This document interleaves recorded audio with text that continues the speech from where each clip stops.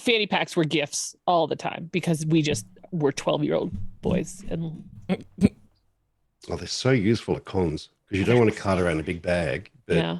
you want a spot to put in all those little nibbly things you pick up. And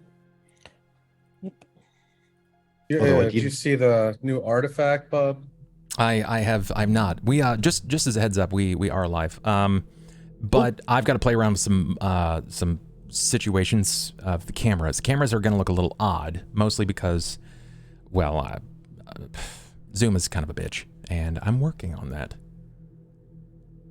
Oh, see, yeah, you're double. I hate doing scenes. I have like regressed so far in my production value over the years. It's called becoming complacent. No, I think I'm giving out the less is more vibe. You know, like the less I do is. I am a person in the corner, and that's it now. Fuck everything else. Fuck scenes. Fuck switching. Fuck all that. But I got rid of my green screen. Complacency as well. Lights in my eyes all the time. So much nicer. I don't even bring mine over anymore because I used to only use it for this. I used to use it for everything, and then it just got friggin' annoying. I'm gonna zoom. My wall's green. I don't have a choice. Yeah, it's either this or ugly green wall. Yeah, I had a green wall in the last house, and it was so much nicer. And I don't feel so enclosed, you know, with something right behind me in that as well. That's nice. Everything is so much better with the new computer. Nothing lags, not even a little bit. There's no music lag, transition issues. I no longer have to worry about losing all of my resources to Roll20, which is stellar. Oh man, it's good. Guys, we're back. We're here with episode 32. Episode 32 of The Haunting of Harrowstone. It's been a little while since we've had an opportunity to play, and I'm happy to be back. Good news right out of the gate. Everybody has their luck rerolls. We got 5. I've got 5. If you guys want to get more, you know how to do it. There is a Harrow card. It is positively aligned. You can have more than 5? You can, but it's expensive. It is very expensive. In order to unlock them We've never gotten more than 5. You have, actually, once. Oh, because there was like a mistake, though. Yeah, someone came through and formed the rule. They demanded another, and we've never had that opportunity. So I was like, 50 subs. You want one more? It's 50 subs. And Just saying. Someone came through and did it. They did the damn thing. Here's your card, chat. Just in case you want to see it. It is the Liar, featuring a Lamia holding a dusted bouquet and headdress. I didn't see the card. Oh, I got you. Here you go. Because you showed it to a different camera? Ooh, The Liar. Like a snake lady. Yeah, it's the Lamia. Lamia. She means interesting things, and the decision making on this card's behest this evening falls entirely on my shoulders. It's not going to be a bad thing, but it is a card that will have a permanent impact in the remainder of the game, and it changes the way that I look at certain relationships of NPCs to the players. This could be bad. This could be good. It is in fact named the Lamia and the Liar, so it's up to you how to perceive that, but I will know exactly. Oh, it was 100. That is correct. Someone came in and dropped 100 subs. Yeah. 100 subs? God damn. Yep. That was. I mean, it was a little while ago. It was kind of brain breaking. But you guys have all your luck rerolls. Everything is good tonight. What happened so many weeks ago when we last played? Ooh, I have notes. We beat everybody. We got away with it. You won. Yeah, we beat the game. Can we have a level, please? I have a magical book. It totally didn't get taken by some dude who sucks. Well, yeah, and I have laser eyes now too. So Pew pew. I spit acid. I That's laid in actually bed true. and hit on Kendra. That's all I remember doing. It's just I was injured and I'm bedridden, you know, but the flesh is spongy and bruised, but the spirit is willing. That's Tripp, no. The sheriff had a little chat. Yeah. That's sheriff is not well. Oh shit! If I Ronald remember wants to what talk happened. A little bit about that. Let me bring the memories back. Bring it back. Forgot what I was doing. I remember now. Ron, are you okay? Normally you had a lot more energy. We we found out that the warden's brother is Benjamin. It's pretty. Okay. Inspired confidence there, Ronald. Yeah. Are you okay? Yeah. Wait, have you been replaced by a doppelganger tonight? It's Steven. I forgot We're good. the bourbon. For our last session, yes, Sheriff Benjamin Kaler was perceiving everything around him as though he were still in Harrowstone itself. I pretty much tried to try to break through to him, which didn't work out too well. No. And the result of that, he tried to grab me and escort me back into the prison. He didn't miss his chance to do that, and he was then blinded with dirt that I had picked up and put into his eyes. And I used that opportunity to make my way back over to the house, where he was eventually met by Eli, Torvin, and Temerity when they went outside hearing him yelling. Yeah, there was a thing, right? It wasn't a big deal, right? He wasn't like trying to hurt you or anything, right? He that wasn't his goal anyway. Did he just want to put you back in the cell, or? And he He rest. thought I was Kept saying escaping. that. Yeah, he He was didn't like want to living get in caught. a different time. He was like mentally, he was in a different place. Yeah. like a I different found time. it interesting how Went he was back approaching it. Like he didn't want to get caught. It was like, you're going to get us into trouble. Yeah. Yeah, he was definitely more like lenient. It seemed like, or he had some sort of special relationship with him. Maybe not special, but Different. it was, yeah. Felt bad for Different him. than the other guards. This changes your dynamic, your relationship with Benjamin quite a lot from your earlier encounters. You guys have had some, I don't want to say negative as much as I think terse is probably a bit more the proper term. They weren't easy encounters. I think the first times you guys really got sort of eloped in his person was when there was a body, the body of the girl, right? That spun up some situation there, and that was mostly between Rye and Eli, right? You guys were there. He ventured to the body, asked what happened, and Eli had to do some creative, verbal dancing around the truth. No, I literally told him that Torvin probably did it, but he was possessed. And I was like, yeah, I don't think he had a weapon with blood on it, but I didn't see him do it. But he was probably possessed. And at the time, do you think that he just kind of swallowed that so easily? Was it just like, oh yeah, no, possession's a common thing? I don't think he did, but then when we got back to the house, that's when the whole situation with him getting the letters in his head happened, with the blood and him being out of it. And after that, it seemed like he had come around more to the idea of believing us. Yeah. Well, to a degree, he was yeah. clearly possessed himself, right? So, Well, he's all sorts of messed up. well, now we know that. Now- but at now the we know. time, yeah, at the time, give we were a- like, Don't even "See, care what he it can thinks happen now. to you know. Kendra also, she was confronted by Eli and Rye immediately after that not Jorfa. Was it Jorfa? No, it was just Eli and Rye were in the infirmary when Kendra had been making physical motions of surprise to seeing him and then not acknowledging that he was even there. She did go over that she had seen him roughly 40, 50 years ago. Not that long. She's not that old.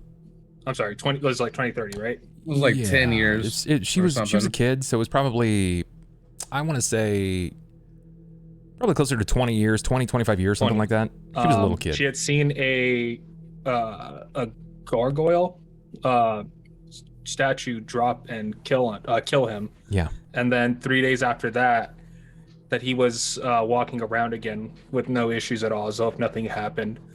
And then she had made a note that her time there, she had seen him grow old and then get young again.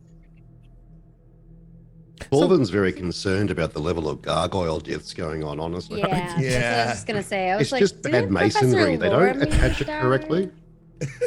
Gargoyle. He knows, like, Maybe this is they're- clearly not dwarven make. No, Maybe it's they're terrible. only stoned during the day I mean, that could be a thing. Maybe because that's a gargoyle. it's true. It's true. It could be the case. Gargoyles and I have a lot in common. I name it Goliath. You're stoned all the time. Stoned during the day. Stoned all the time. It Yeah, went yeah. a over little- Bub's yeah. head real quick there. I was The thinking, like, innocence. maybe he's just saying that he's awake at night and he sleeps during the day. Maybe that could no. The stone. Listen, that there checks was out. there were guys. I'm working on there were multiple layers. layers on this joke. I mean, it was pretty deep. It was a deep one. You know. No. I know that. So, never mind. I'm gonna stop before I start gargling. Anywho, Perfect. So yeah, you guys got a lot of information, particularly on Benjen Kaler. You know that he has relations, right? You know that he has relations to a character. Warden. Yeah. Would you say that the warden at this point is famous or infamous? Famous. You think he's famous? yeah, more famous. More I mean, a It bit of seems both. like people, like the warden's a good dude Yeah. Mm. who's getting caught up in some bad do.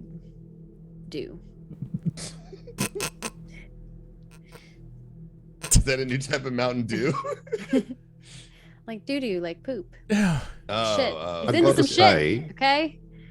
If you've got so many bad, inverted commas, guards, it's hard to see him being a good guy Sure. to allow that. Perhaps, yeah. You know, there's more to one side of it. He's not an angel by any stretch. He's strong. Has he done? I'm curious. Has he done anything that you've discovered that you think would be seen as negatively contrived or even seen as a bad thing? Not really. Not at the moment. Not yet. Okay. Yeah, What else? he was protecting the prison from what we could understand. So from my perspective, it seems like he was trying to not Yeah, have bad Good guy in a happen. bad place, sort of Sure. Yeah. vibe. I think one of the main reasons we feel that way is because at one point I think it was revealed that the other ghosts were seeking him or trying to capture him, or it seemed like he was They were trying to corrupt him. Well, it was Yeah, more that like- all the other guards had signed off on that document except for the warden. well, not just that, but the ghosts themselves. I think it was his wife that told us Yeah, Visoriana. that like the other ghosts were like seeking him. I know what you're Yeah. talking about, but there was something else where like the Well, they other couldn't ghosts were escape Yeah, they're trying to find because him. of him. yeah, so it made me feel like if they were working together to try to find him or do whatever, I don't think it was very clear, then he's on the outside of whatever they're doing. Yeah. Mm. And at the end of the Okay. day, if he's the target of this secret society, there's a reason for that too. And just, All fair judgment, all fair assessments as well. I don't think that you guys are off. It's hard to say that if he is entirely this pure soul, right? He's probably done some things. It may just be the Oh, place yeah. kind of corrupting people. But he also, I mean, like, I don't want to look at by character design and immediately assume that he didn't think his actions through. But he knows, or he knew that he was going to be a warden of a super prison with the worst of the worst, and he decided to keep his wife on grounds. And his child. Well, unborn child, right? So that happened on the There was move. crying. There was a baby. Well, I mean, she definitely said that she hadn't given birth, and you guys Yeah, found she was the pregnant. makings She of a was cradle. So Yeah. it's hard to say. It's really hard to say exactly how that's going to go or how it has gone. But I think that you guys have had a fair amount of history thrown at you. Not only have you heard it from Vesoriana's side, but you've heard it from some of the prisoners' sides, right? To a degree. yeah. What prisoners have you spoke with up to this point that has given you sort of a look at what Harrowstone actually was like? Even Fairman, Heen Fairman? That was... the Lopper. It was a No. conversation, I guess. No, the Lopper is Vance. Heen Fairman was the Splatter Man. Spider-Man, sorry. Yeah, the Spider-Man. Silwith, you have someone in your group who was at the prison. You've not only heard from him, but Oz, you heard specifically from the Spider-Man himself about that boy. He cried for weeks. So yeah, you have an idea about the place. What is the base level of Harrowstone? If you guys could describe it, what would you say that it's sort of like? Is it just like the front forwarding face of Harrowstone? What is it? It's like the there's a few layers. The offices of the guards. Mostly, yeah. Administration like and holding. Judgment chamber of some sort, some kind of like, what do you call it? Why is the word escaping me? Like a little courthouse type of thing. Sure, yeah. You guys have come across a judgment chamber. Fat loot, apparently. Right up Super front. loot roll. Yeah. Yeah. You guys did come across some things. You've discovered quite a bit about this place, some of its inhabitants, some of the people that still exist. Who else operated in the prison? And there's a big well in the bottom. There is. Didn't Jorfa?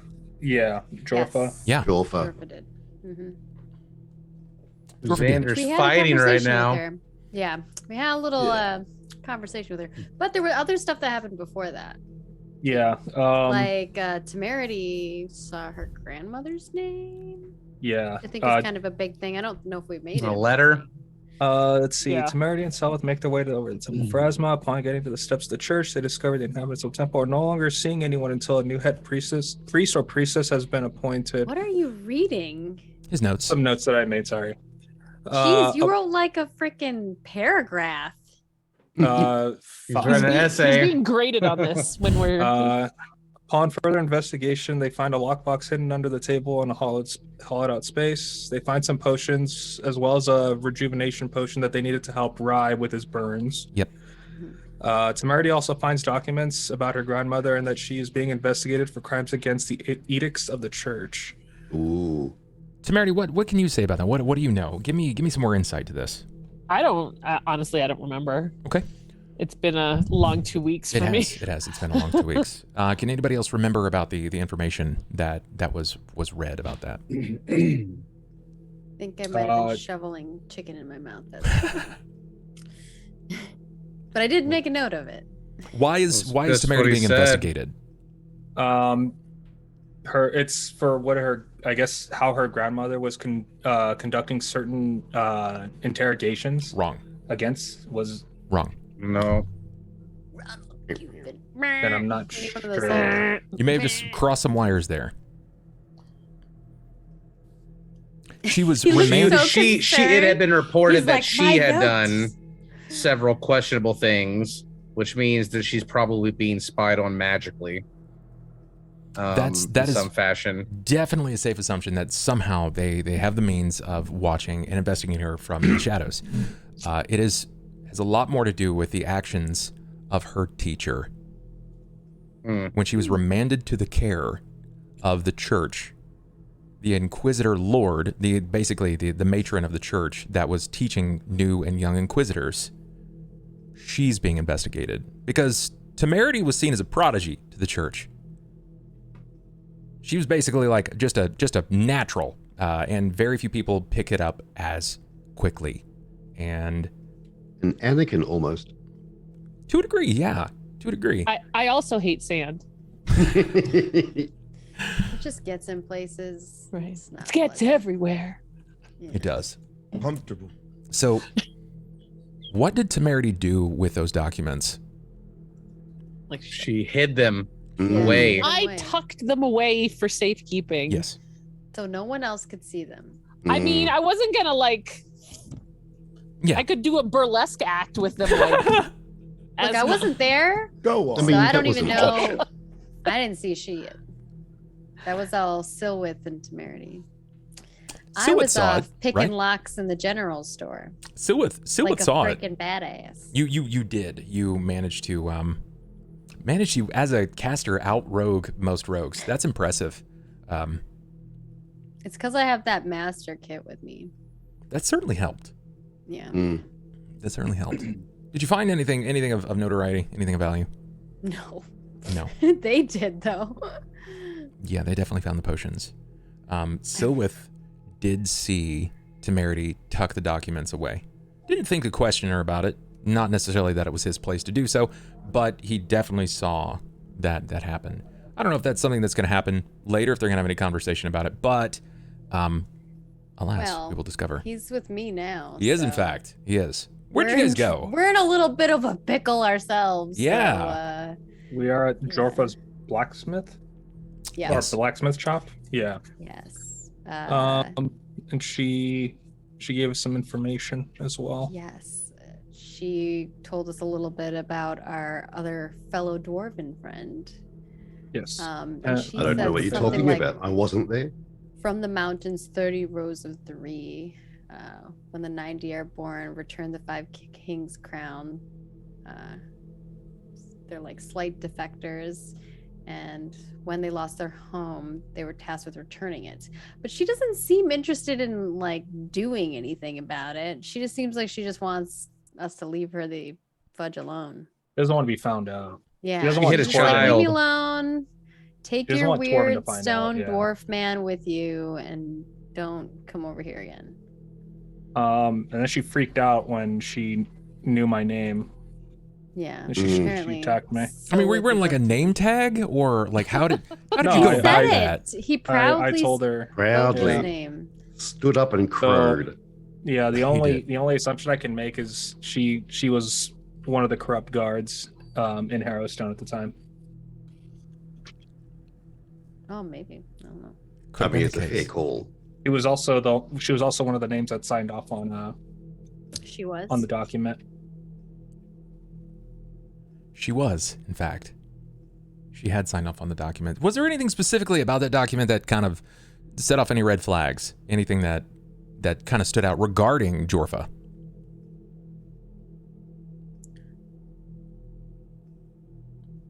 That stood out regarding Torvin? Yes.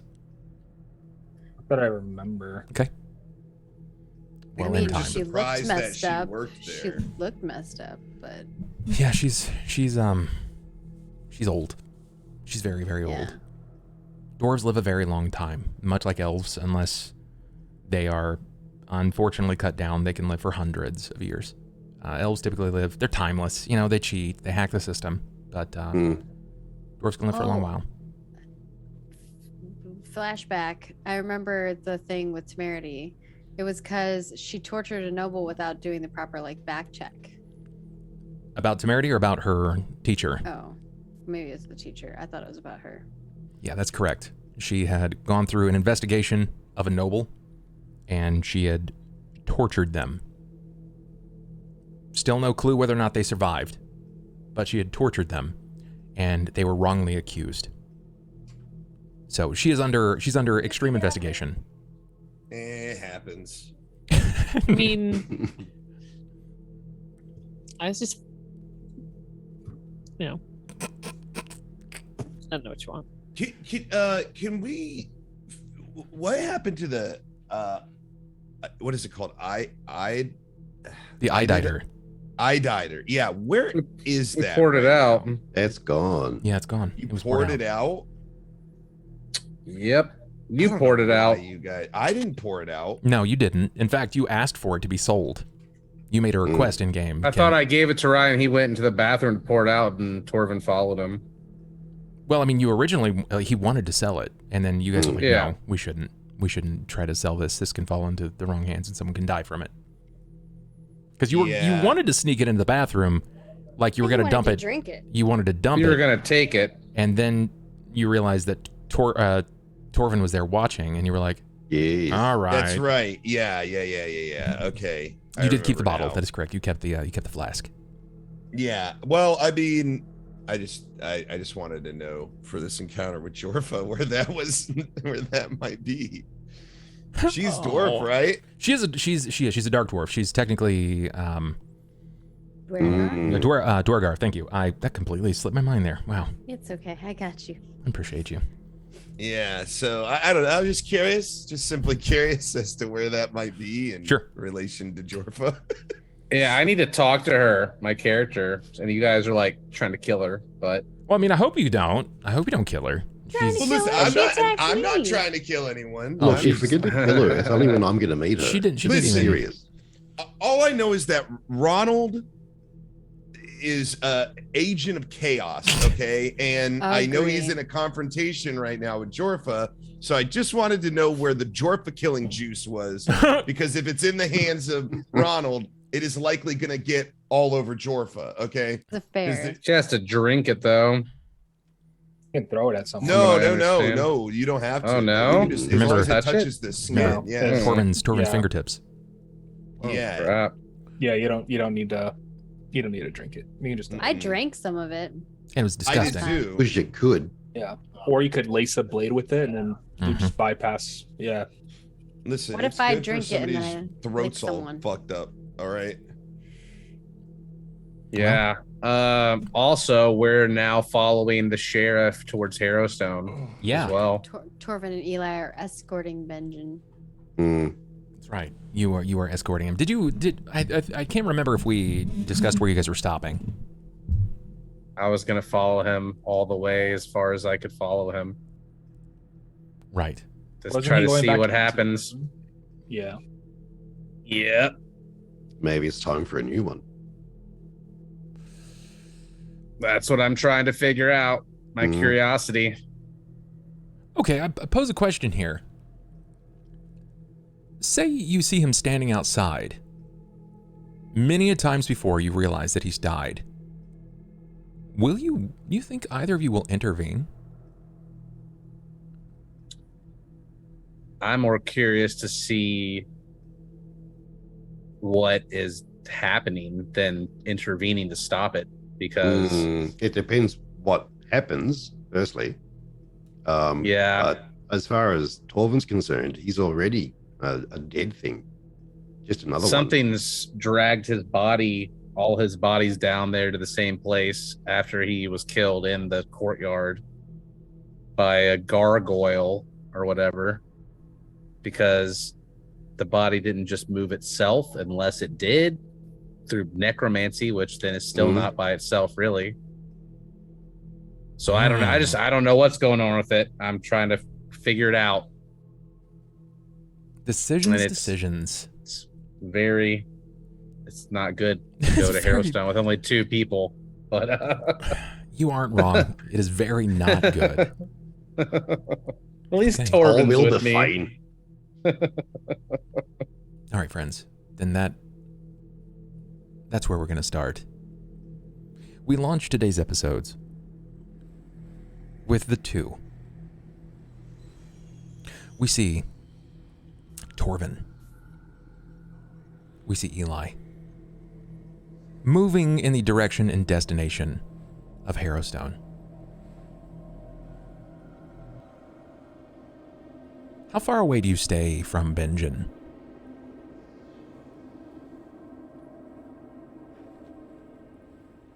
It's, I don't know, like 20, 30 feet, I guess. No, a bit more than that. I mean, wherever Torvin maybe thinks. An urban ranger, but I'm still a ranger, so I'm going to make sure he's in sight and movement is taken into account and make sure that we're hopefully downwind in a way that isn't going to alert.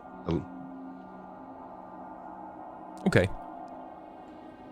You want to be close enough, but you still want to remain obscured. I got you. I can work with that. If something occurred, we'd probably be too far away to intervene directly. That's sure. Sort of far away. Yeah, I'm just watching from a distance, trying not to lose sight of him. Makes sense. I'm here for it. Do you say anything? Is there any conversation at all in this time? What the hell are we doing out here?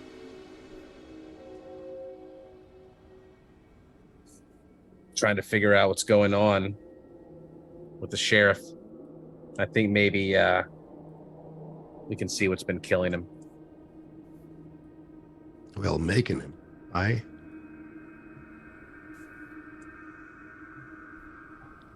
But just if we curiosity.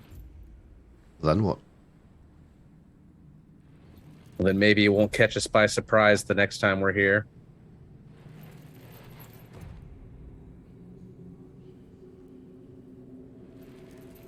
He continues. I didn't like this.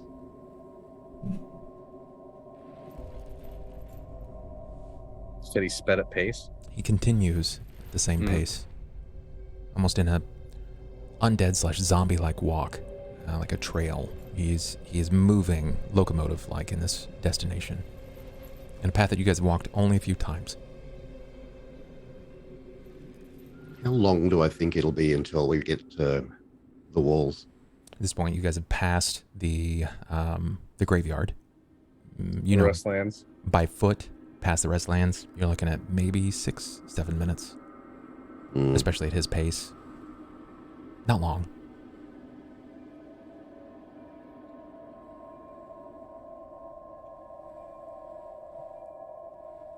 I'm not particularly armed for this moment either.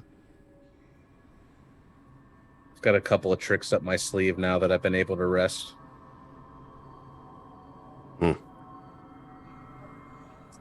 As long as those damn ghosts aren't immune to it, that last one, my lay on hands did nothing to him.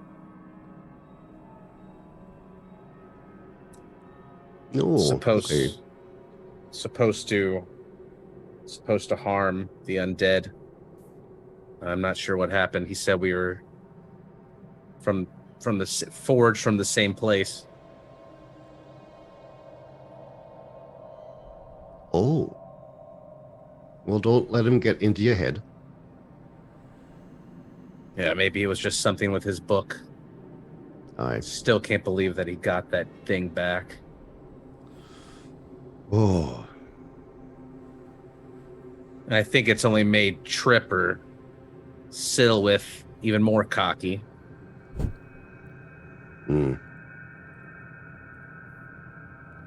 I just worry for the boy getting away with it. Well, voice is down. Let's see what he's doing. You hear him yet again. Fine. I'm almost there. Calm down. You can hear it just trail on the wind. It moves with this shallow whisper, but you can hear the resonance, the depth of his voice. It floats back on behind. You're not trying to make a lot of noise. Even as an urban ranger, you realize that hiding would be very difficult, particularly with Eli. It's not that he attempts to be noisy, it's just that he moves. There's metal clanking, straps pulling on other parts of his person. He's equipped to the teeth. But still, yet despite the noise, all my belongings as well. Despite the noise, the man never turns. He stops after minutes of walking, about 40 yards out. His head kind of leans back and looks up in a way that almost appears that if another man were before you, you would assume that he was almost drunk. His shoulders kind of tilt back with his head. I'm almost there. I know.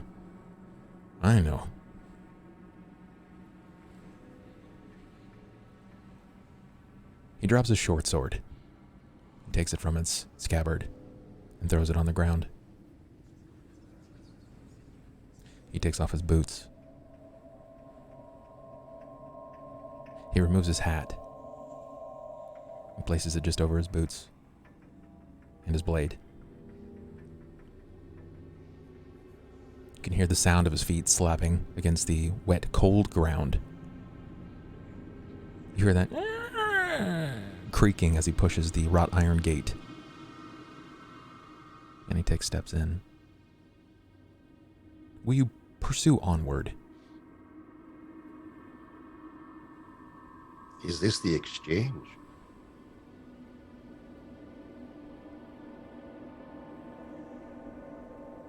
I would like to pursue onward. I'd like to watch from the gate until we have to make a choice to move in when we can't see him. If he like breaks line of sight from us being able to see him from the gate, then I would want to pursue. Okay. All right, as Eli starts to walk up towards it, I say quietly to myself, well, of course we are, and then go to the other side of the gate. You shift. You make your way to that wrought iron gate that he's just passed by. He never quite leaves your field of vision.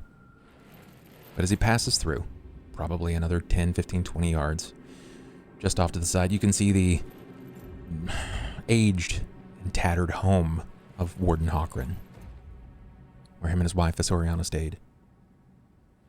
And there you see Benjen, no more than 20 yards from that, standing on the primary path. He stands upright, very straight, stiffens his shoulders, and places his hands behind his back in a way that you would expect a guard or a soldier to. He stands there 10, 15, 30 seconds, 60 seconds, 2 minutes, before finally nodding. He sounds off. Hi, I'm Benjen Kaler. Yes. Yes, I'm here. I have experience as a guard.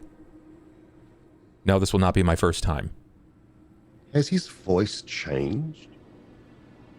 It does seem a little different. It doesn't seem like it's not him, but it seems younger. It seems a little less weathered. You don't hear as much grit or growl in the tone. He returns again. No, I'm aware. I'm very much aware. Yes, I will commit to the cause. I understand the lengths of which we will go through to maintain the prison. And yes, I am aware of the people that we will be keeping here. Yes. There's a pause, and you can actually see something kind of affects him a little differently than everything else. He's no longer just agreeing. There's no more just a nod. His head kind of turns. It's that moment of confusion. You've seen it in animals before. When something confuses them, a noise, sharp and shrill. They kind of tilt their head. No, I don't understand. Is everyone doing that? Well, I mean, I guess. I suppose, then, if that is part of my entry procedure, then I suppose so. I'm just unfamiliar with this. I've never had to do this at another job. No, it's fine. It's fine. I completely understand. It shan't be an issue.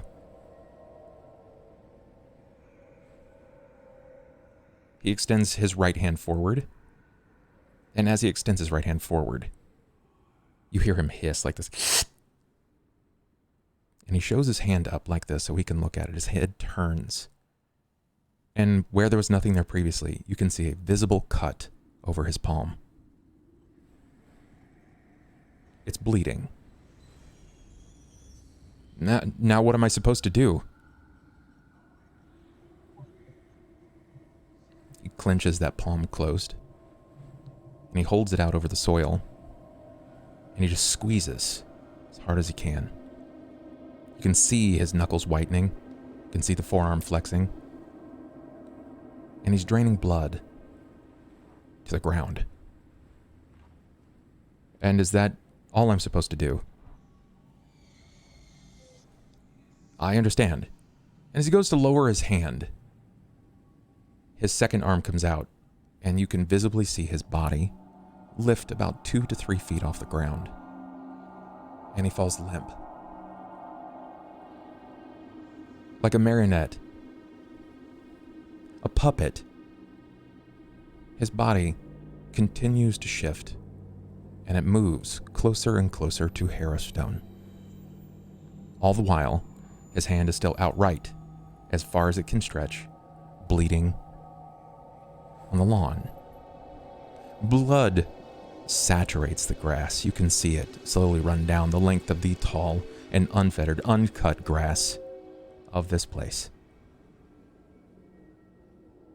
You hear him yet again. This time it's faded. And everyone's doing this? I don't... He's silent again. body slowly rises up the steps, pauses at the landing. And that's when you hear that unearthly noise, something that you had never quite heard previously. Except for maybe you, Torvin. You've heard the sound of the earth opening. The echoes and the tremors of your world opening up and giving birth to you. But what you see is not just that. You don't just see the earth opening up and providing a light for you. What you see before you is instead Harrowstone starts to shift and move. You can see dust falling from the walls. The cinder itself seems to kind of topple down. Crumbling, vaulted stone itself, its upward lifting tower, though it's been weathered, it appears to branch down, like it's bleeding age. You hear once more from off in the distance, "I understand. I will." Before his body is lowered to a standing position, and he takes steps inside of the building. And with a shadow, he disappears before your eyes. Do you still think we should go inside and follow near?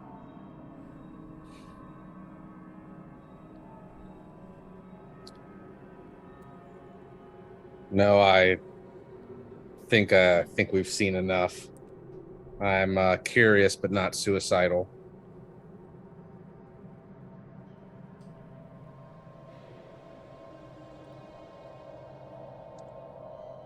I'm so tempted, but let's go. Unless you want to wait a slight. That is not natural. No. Whereabouts Have you ever seen anything like that? I remember when I went down and I found the bodies. Yes. Is there a way we can get a vantage on some eyes on that? From outside? Yeah, see, we won't be able to do it from out here, but is there a way, like with the wall structure that's fallen and all of that, maybe not going through it, but another angle? You could potentially, right? If you remember the exterior wall, there is a part of the wall that had crumbled, and you would have to make your way across the newfound small lake. You remember what it was like in the lake. I don't like the lake, man. I'm not a swimmer. You're not any. Look, we could go take a look. I'm not going in. Oh, you want to take a look now? I thought you were the one that wanted to leave. I do want to leave. Every sensible thing in my head says, let's go. But we're also here for our purpose. Well, I'm not going to let you go alone. So if you want to try and see, let's look. Then I'm duty bound. Oh, I'll remember that, lad. And I'll start to walk off, seeing if I can get my way around the edges to see. So you're moving inside of the gate or exterior? Exterior. Okay. All right. So you walk around the outside, the premises itself, staying outside of Harrowstone's gate. And it is a sizable compound. You won't have to walk very long, but you're not entirely certain how long he's going to survive in there. So I'm guessing that you move with some trepidation. You move with some speed, haste. As you round the far right side, if you're looking at the front, you can start to see where the crenellated wall itself has been destructed. It doesn't look like something struck it as much as the foundation were wrought and rended downward, courtesy of a shift in the earth. Here the water sort of blanches outward and it creates almost a little inlet, but this is where you have two openings, essentially. You have this opening and then you have the front gate.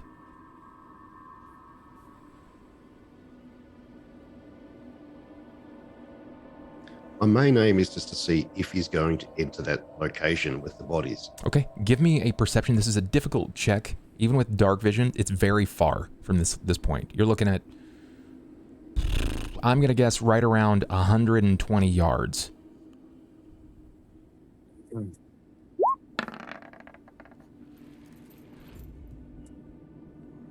The angle is not great. The lighting is even worse. Even with dark vision, you know that there's not a lot in the way of vision for you to sort of see through. Can I get some height?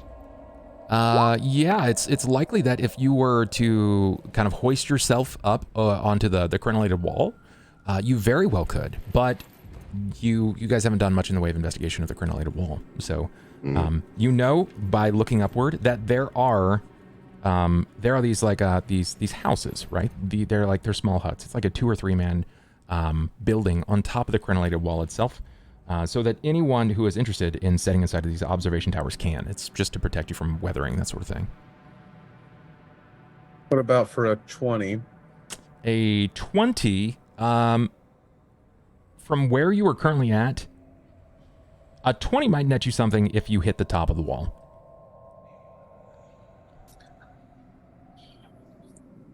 I think we should avoid going inside. Do you remember what happened last time we stepped in? I felt that I was on fire for a moment, even though there was no visible flames. I think we need Silwith. Give me a climb. As you're explaining this, he immediately takes... I might re-roll that. You've got a lot of luck rerolls, so I figured you might.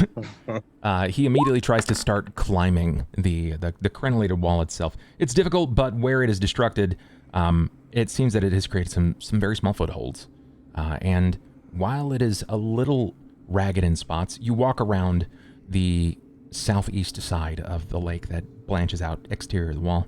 You find the small inlet where there is a singular observation tower, and you use the broken brick to scale your way up. You make it to just about the top. And I'll need a new perception.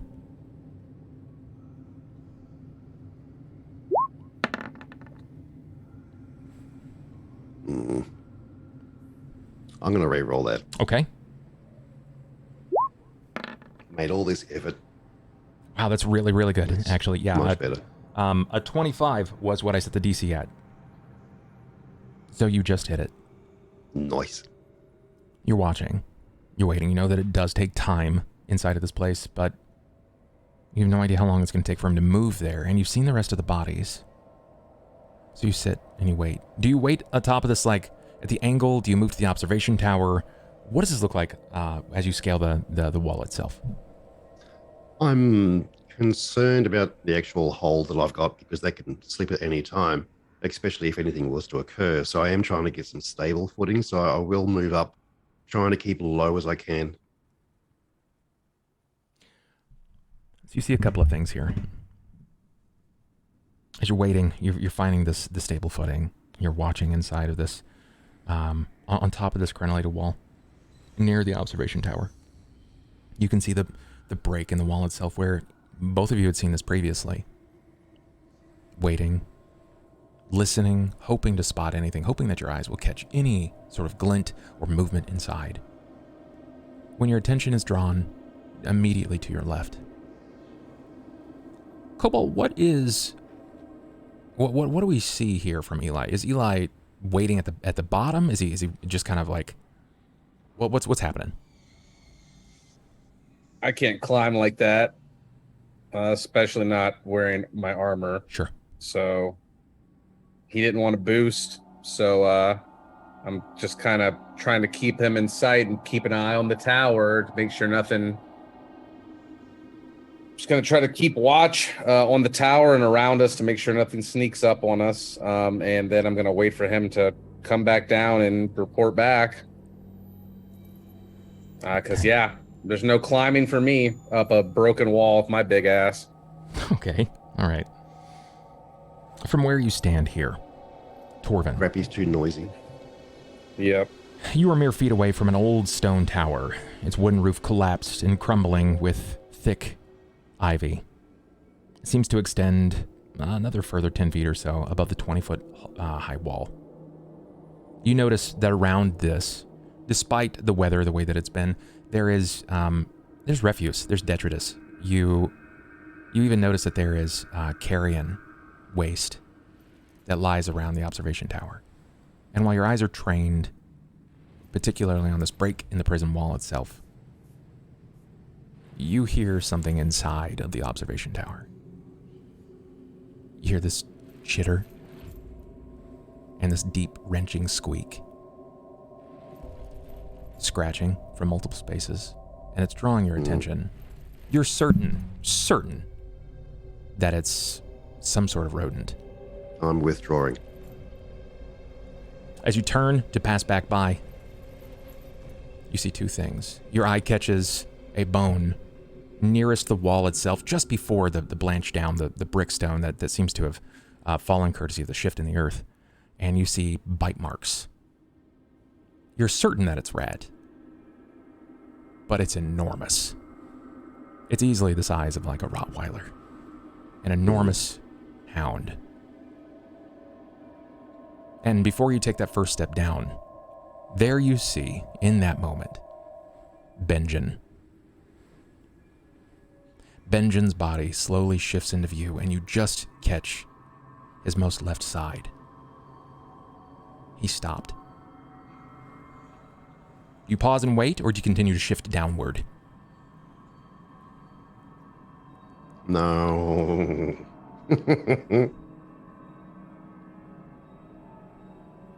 I continue to move down. Okay. You hear movement as you continue to step down, and you're convinced that you see something move just exterior of the walls of the observation tower, but you dip out of view before anything can be seen. He makes his way with haste down the wall. He uses his natural ability to scale the brick and the urban setting as well as he possibly can. He makes light work of it, honestly, before he meets you again, Eli. Do you like the taste of rat? Because there's a big one up there.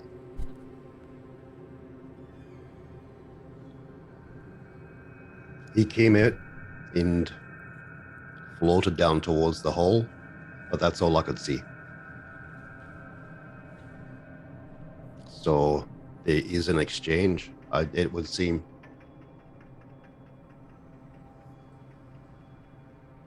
It's odd he didn't get hit in the courtyard and then carried down by something. And you didn't bring that rat back with you, did you? Don't think it's going to follow you, do you? I mean, maybe. Not exactly a rat wrangler. But it was big and it wanted food. I'll give the bricks a couple of taps with my hammer, like, come on out, you bastard. You notice there's some, I don't want to say apprehension as much as there is tension with Eli, when you, especially when you know that there is some sort of large rat. Definitely new energy about him, and with zero cause of concern, he takes his hammer and bing, bing, bing, right off of the stone. Yeah, I put my hand on the hammer haft going, what are you doing? Don't like rats. I like living. Shh. Let's better go then. Let's get back. You can hear the movement from above, 20 feet up. It doesn't sound like singular scritching, but multiple.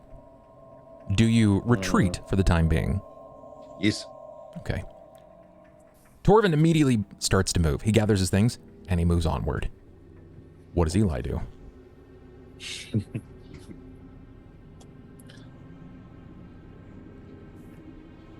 I'm just going to make a mental note that I'll be back. Okay. All right.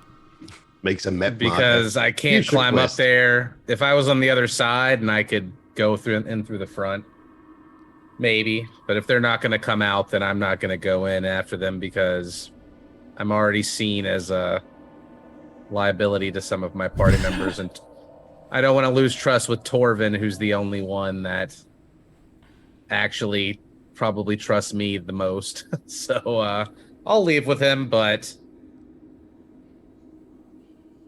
yeah, they're lucky. Oz would have had some more ingredients unbeknownst to me. Okay, all right, that's good to know. I'm gonna swap scenes here. This is where the camera makes an exchange. And before I immediately pass this to Oz and to Silwith, I want to give an opportunity here to Temerity.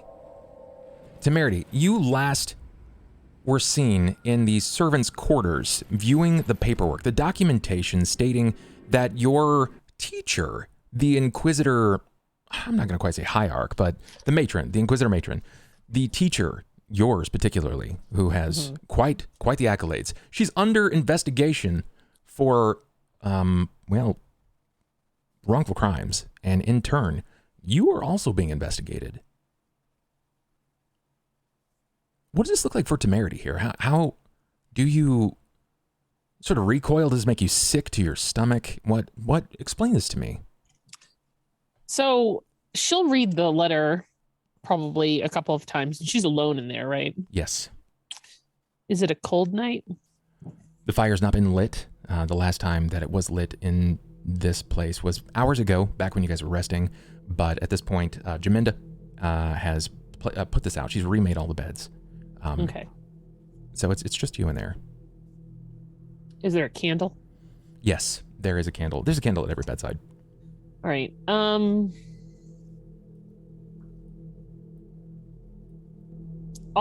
that's all the letter talks about, right? And this is news to me. Yes. Similarly, you were able to grasp and read that not only are you under investigation, but that they're watching your grandmother. Right. So I will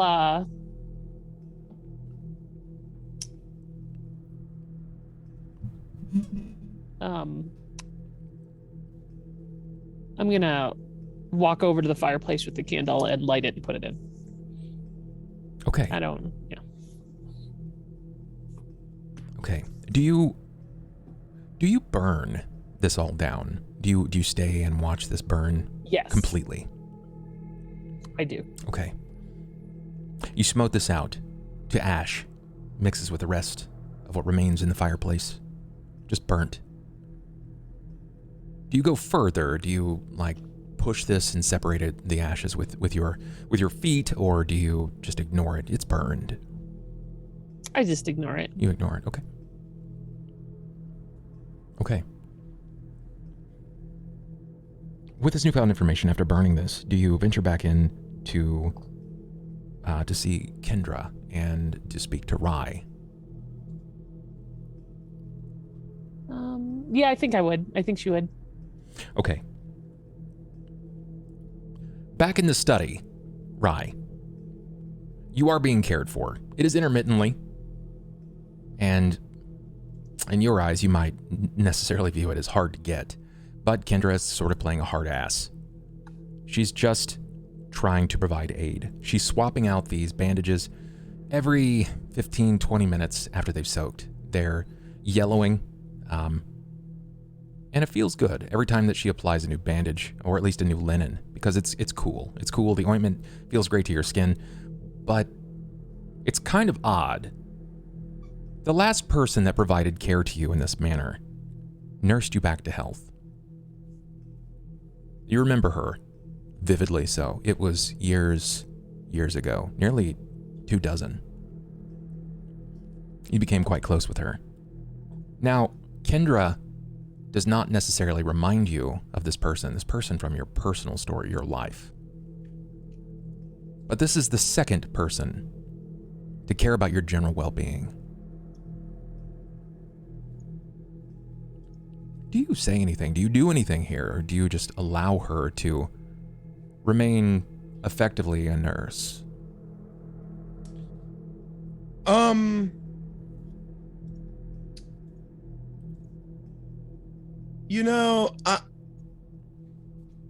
think, honestly, Rye would just be chilling. Okay. He'd just be chilling at this point. He's been through a lot physically. I feel like he hit on her a little bit earlier, and he's gotten no indication that she's reciprocating, besides his own ego telling him it's true. So no, I think I'm just gonna kind of chill and try to relax, because after the last, I don't know, how long have we been here now? You've been in town at this point for not quite 2 weeks. Yeah, it feels like 2 years. So, yeah, he's just gonna chill. He's just gonna focus on like just recover. He realizes that he's pushed himself pretty hard. Yeah. So he's just chilling. I mean, if she starts a conversation, he would engage, but you know, and he's doing the pleasant, you know, he's like, thanks, you know. Sure. But no, he doesn't. No, he's not really.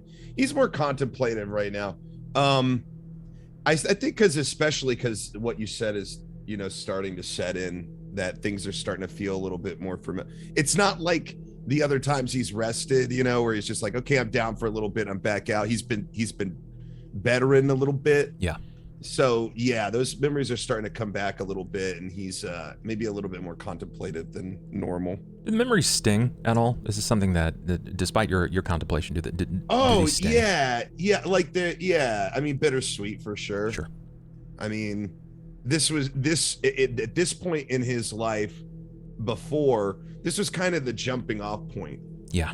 For a lot of, it kind of set the stage for a lot of his life. So yeah, he would definitely be super contemplative. I'm actually glad you reminded me of my own past. It's been a little while, and you're right. It should, this position should be affecting him more mentally. You know, believe it or not, I've read everyone's backstories. I'm quite familiar and intimate with most of them, even the ones that are like 6 sentences. I'm on it. I know my shit. So yeah, that was a good call. You lay there. You're contemplative Those about ones this. are the easiest ones, though. Yeah. It gives me a lot to work with. I'm not the kind of storyteller that, like, if you hand me a 34-page novella, I'm gonna be like, I need some time to digest this. But even 6 sentences are enough. Sorry. Do you do that, Maggie? Do you like? No, it wasn't. It wasn't that long. No, it wasn't. Not like that a long. manifesto. Wasn't so bad. But I've received them before, and they can be fun. It gives you a lot to play around with as a storyteller. But some people get if you want. Some people get real butthurt about receiving too much. So she doesn't say anything. She's actually she's maintaining the position here. She's already said everything that she's needed to say, which a lot of the time has been, shut up, stop touching that, lay down, stay down, shut up. It's been a lot of that in repetition. And you didn't notice it before.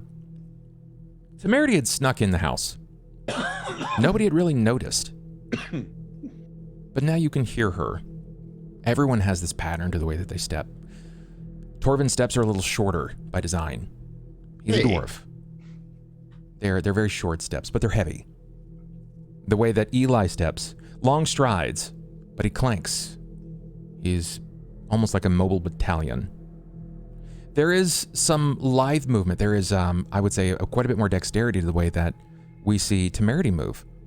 But anytime she shifts or turns a corner, you can hear one of the instruments from her person sort of move. She is also similarly an armory. You just wouldn't expect it. Oz, on the other hand, Oz has a waddle. Probably not because of the way that he's shaped. It has a lot more to do with the fact that he's carrying an 80-pound chicken on his side. And you're still familiarizing yourself with the footstep, though light, with the ever-evolving footstep of Silwith, aka Perrin. But now you hear it. You're certain of it. Temerity's here, and with a second to pass, she rounds the corner. She's clutching something tightly in her hand, and when she sees you and Kendra, she seems to shake it. A potion bottle. The floor is yours. Anything for me? I give her a smile. Do $20 if you just drink it right in front of him, Temerity. Like, I got your cure. I'll just look at it. So what's this worth to you?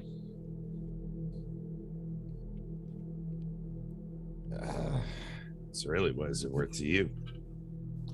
That's fair. I'll give it to him. Okay, sounds good. do you move over to kind of like hand this to him? Yeah. Okay. I'll close the distance. Kendra stands between you, and shift around. She reaches for it herself. Do you mind?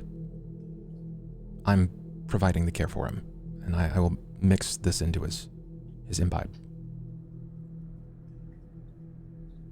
I'll look from her to him like with a raised brow and just like laughingly hand it like I'm just of course. Thank you. Can I sense motive? Of course. On both of them? Sure. I'll roll for where's that sheet? He's like, ladies, there's enough for me to go around. It's fine. Ryan wants to know what is going on here. He's not great at this, but I'm gonna do Kendra first, and then I'll do Temerity. So that's Kendra and sometimes I'm not sure if it's lagging or okay. There we go. Okay. How well would you say that Rye is at reading people? I mean, he is better at reading people's like intentions if they're going to be violent, maybe. Okay. Or like weaknesses. Like he's not good at like social cues, but he could. But it's kind of everyone is trying to bang him. There may be an element of that for sure. From what we've experienced. Well, and that's why he's in that way he's not good at reading people, right? Like he has a certain opinion of himself, you know, and he's better at reading more violent situations or more like when things are in danger. That's kind of his element. If it's like at a dinner, you know, he wouldn't be able to tell if somebody was wanting to talk to him, you know, or something, you know, like that kind of thing. Does that make sense? Yeah, no. It totally makes sense. You are receptive to violence because it's all you've ever known. Yeah. That's totally fair. Sense motive stays. So if she wants to step on him. You do not immediately sense. Are you a mind reader by the You do not immediately sense hostility, right? You don't sense hostility. You think it's out of character. It does feel out of character, especially with what you know of Kendra thus far. But you're definitely intrigued by it. Now, your read on Temerity, you sense the confusion immediately.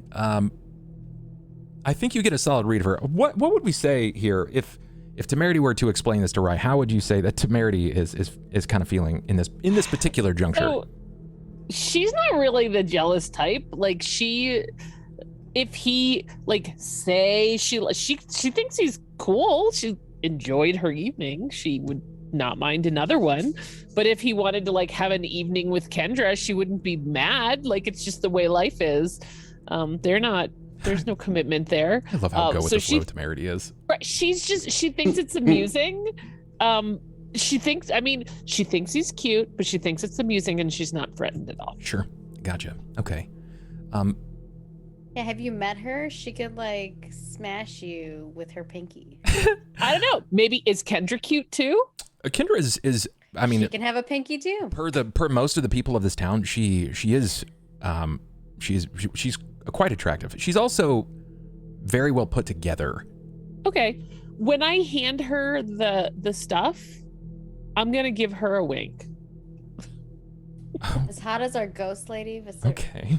Let me try. They're both Rye 10s, by the way. We gotta post your photo in here again. I have it somewhere. I just He shared it with us before. I did. I will share that again. She's 20.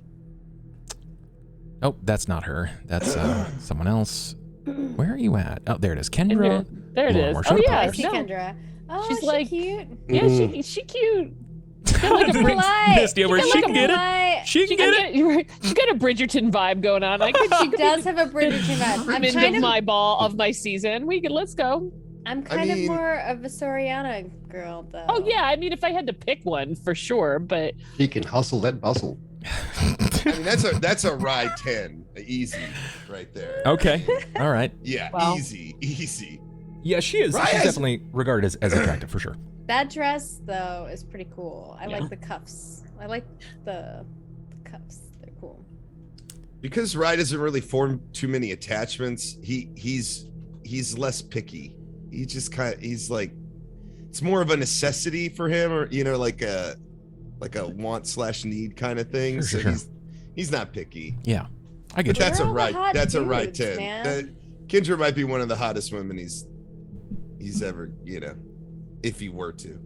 Couldn't they make Benjamin Kaler like a little bit, I mean, more suave? Benjamin isn't necessarily like he's not an uggo, right? He's No, but he looks like he's dying. well, he's done that a lot. Uggo. There you go. I mean, like I don't. Is he a bad-looking guy? I don't know. Like I think he's got a strong chiseled jaw. I think That it's jaw. the vibe going on. Yeah. Makes me think he's like undead. I'm not into it. All right, I see. He It's just a needs different a kind little of sun. undead. I mean, this stretch skin is not good. But Listen, you put him on an island, and that's basically Sawyer. Okay. Oh, right. we have You to go give back. him a little sun. Give him a little sun. Okay, if we make beach Some Benjamin fruit. Kaler, like Beach Good bench. night. like how League of Legends you have like Wait, different wait. skins. Yeah, if we the get the different- beach yeah. Benjamin Oh Kaler. my god. Yeah. All right, So- Oz is in. Just a question: do I get to be Kate in this scenario? Because that means I just can get with it. I can get it whenever I I, mean, want You're it. more like basically. Leona, honestly, though. Leona. Who's It's that? from League of Legends. You oh know what? badass. no, I'm still on the Lost. still on analogy. See, and I Oh, feel like sorry. we have a very Sawyer Kate relationship. Yes. I feel like If you, what did he call her? Sawyer called Kate on Lost. I know. Like Hugo or Freckles, something? freckles. Does that make me freckles, like yeah. Hugo? Who am I? in No, this you're not circumstance? Hugo. You could be. You are sort of Hugo. yeah. I know. I'm sort of Hugo. You are sort of I Hugo. love it. Hugo was amazing. Yeah, you kind of are. Wait, didn't Hugo own a chicken place? Wait, this is kind of. You might be like a Hugo, what's his name? The Hobbit. I forget his name. Yeah, Hugo worked at Mr. Cluck's. It works. Oh, allow that's it. right. That's right. Yes. Yeah. Well, no, he owned it. He owned it. He worked at there, one but point. then when Yeah. he won, and then and then a meteor Yeah. hit it. Oh my You God. all, everybody. People who don't know Oh what my Lost is like. It's what are not they Penny's talking boat. about? All right, I'm gonna have to do a rewatch. Thanks. It's all not your fault, Benjamin's Ellis. body. Damn. Oh, this is a good Damn. rabbit hole. So basically, this is just Lost. Okay, got it. So now I know we how this all are ends. kind of Let's go. lost. Let's be Let's go real. too. That's also. yeah. The island is basically Harrowstone. Can I give myself I like freckles retroactively? I mean, of course, you technically have a floating nipple, so you can have freckles if you want. You technically have a floating I don't nipple. think they knew that, Bob. That was quite the reveal. You Or if they did. it was You definitely did. It was in one of the earlier sessions. Revealed her That's- floating I did. I've never Mhm. known that. It was like a When? throwaway line that I Yeah. think you all thought I was joking. I think we all thought she was joking. Oh, potato, third nipple, whatever. Oz was Wait. not- Hold on a second. So are we to take the third a floating third nipple? Yeah, it shifts. What is just- the floating? we went- What is we floating? just went in this? full It means it moves Mallrats. around in her body. It means she can doesn't throw stay. it away. It doesn't and float if she around throws it her. correctly, it can come back. It's not like a Not Saturn. flying nipple. It It's like relocates. just It goes in relocates different on her spots body. Like like the mole on the king in Robin Yes. Hood Men in Tights. Yes. Yes. It just constantly. Wow. But sexier. Yeah, But it's a nipple. sexier. Maybe. What if it's on your heel? Hopefully. That would mean, suck. I'm not going to yuck anyone's yum. I'm just Ow! I would not want to be stepping on it. Exactly. Ow. I mean, He said saying. upper Again, body. I'm not mean- going to Okay. yuck someone's yum. It better not appear on your nose or forehead be or something. It's I gonna be would hide right for the between the day. nose and the lip. Nope. It's just right. I'd be like, nope, Temerity cannot come out and play today. Listen, So you I'm could, just like- going to lovingly kiss you on your forehead. Over and over again. Yeah, over and over. Oh my god. Okay. I need sustenance. Where I'm in the are middle of we? healing. Okay. Oh What my God. sustenance? Is she I need to be lactating? nurtured What's back Oh to my health. god. Look, I didn't say it was. I didn't say it was a floating mammary gland. It's just a floating nipple. Oh. She's not pregnant. A nipple corn. Yeah. Do you that know make it how big a magical? swallow? Wait, do you know how do big dragon- a swallow I took right before you said that, Maggie? Do Dragonborn have are they? Don't do. I have a Yeah. question. Yes. They don't have floating nipples. But they're. Maybe they do. I don't know how you Dragons get can turn one. into Don't they humans. They lay can like them eggs? if they want. I Is it don't a know. blessing? Is it a Right. curse? So it Or depends. do they birth their right? babies? It depends, right? Like in old school D&D, you couldn't be born a dragonborn. You had to rebirth yourself. You went through literally, it's a ritual and an art where you have to commit to becoming the dragon, and you basically go out and find whatever scales or whatever kind of armor type that you want to be. If you want to be a silver dragon, Yeah, but like you have to surround your body in lizards silver. don't have boobies because lizards don't produce. Well, let's be clear too. Every dragon color has its own culture, basically. Correct.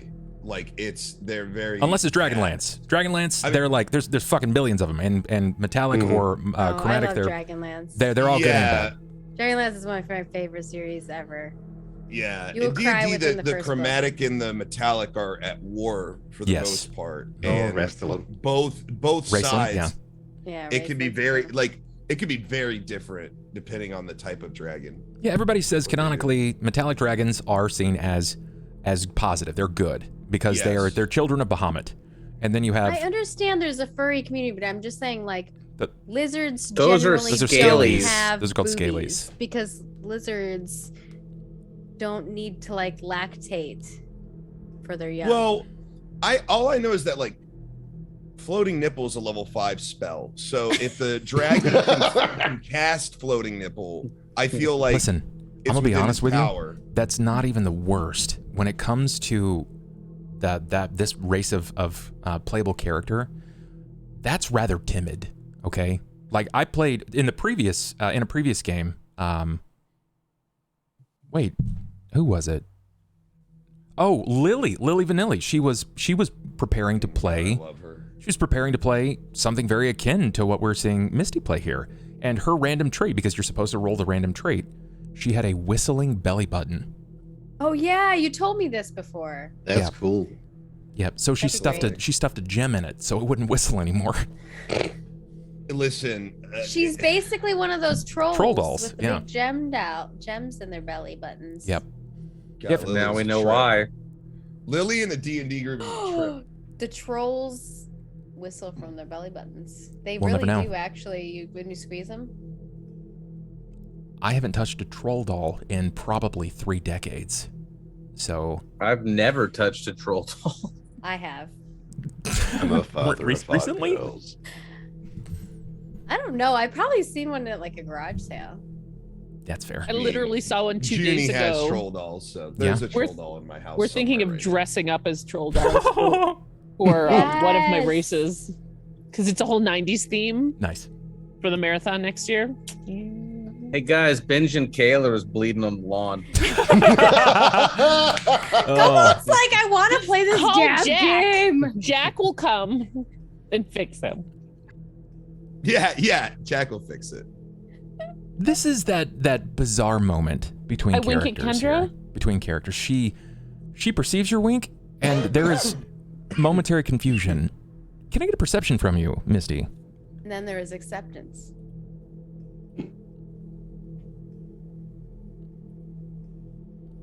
And again, I'm not going to make you roll a sense motive here. It's kind of your job to read people. It's like a 1.5 second exchange. You wink, and the whole facade falls. Right? This tough exterior.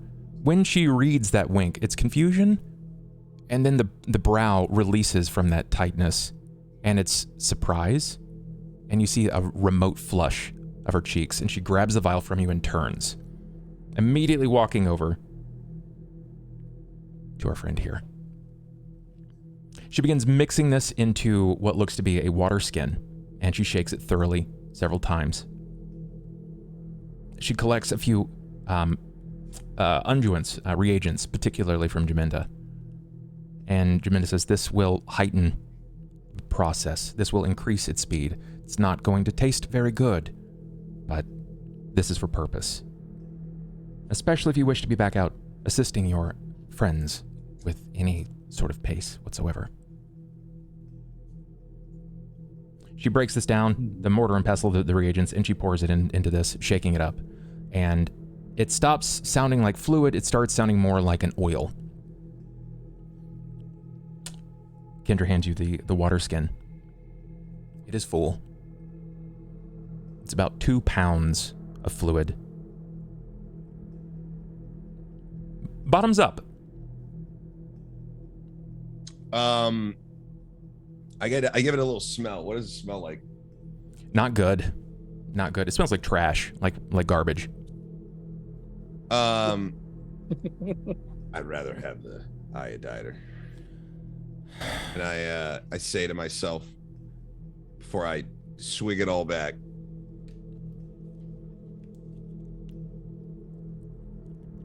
What does it taste like? It's foul. It's very bitter. It's very, very bitter. It's bitter immediately to the tongue. And after your first swig, you instinctively want to pull it away. It causes that like almost lemon bite to the tongue. And then it turns to this almost foul flavor. The more and more that you kind of draw it to your nose and you keep smelling this, it smells, this is going to be a bit distinct. It smells like a dirty belly button. Gotcha. I'm gonna, when I'm done drinking, I'm gonna spit on the floor. Just like a spit. Yeah. You know? Not like spitting it out, just like I got a bad taste in my mouth. I'm gonna look to Temerity. Be a peach and grab me a peach. I'll get 2. I thought I was muted.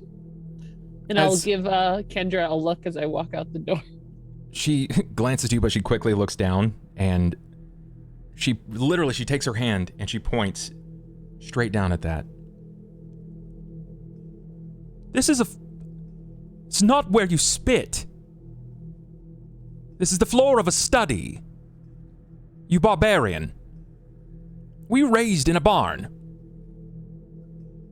Lucky if I was raised in a barn. Says that kind of under his breath. What was that? I didn't quite hear you. I thought the floor was for spitting. Oh. I'll clean it up. Thank you. Like he starts to get up, but it's like I'm getting up and I'm like, oh, but I'm hurt. You know, like she waits. Yeah, I'll clean it. She waits. She doesn't. She No. waits. She waits. Okay, I commit to it then because it's not working. You get up. Give me a bluff. Okay, all right.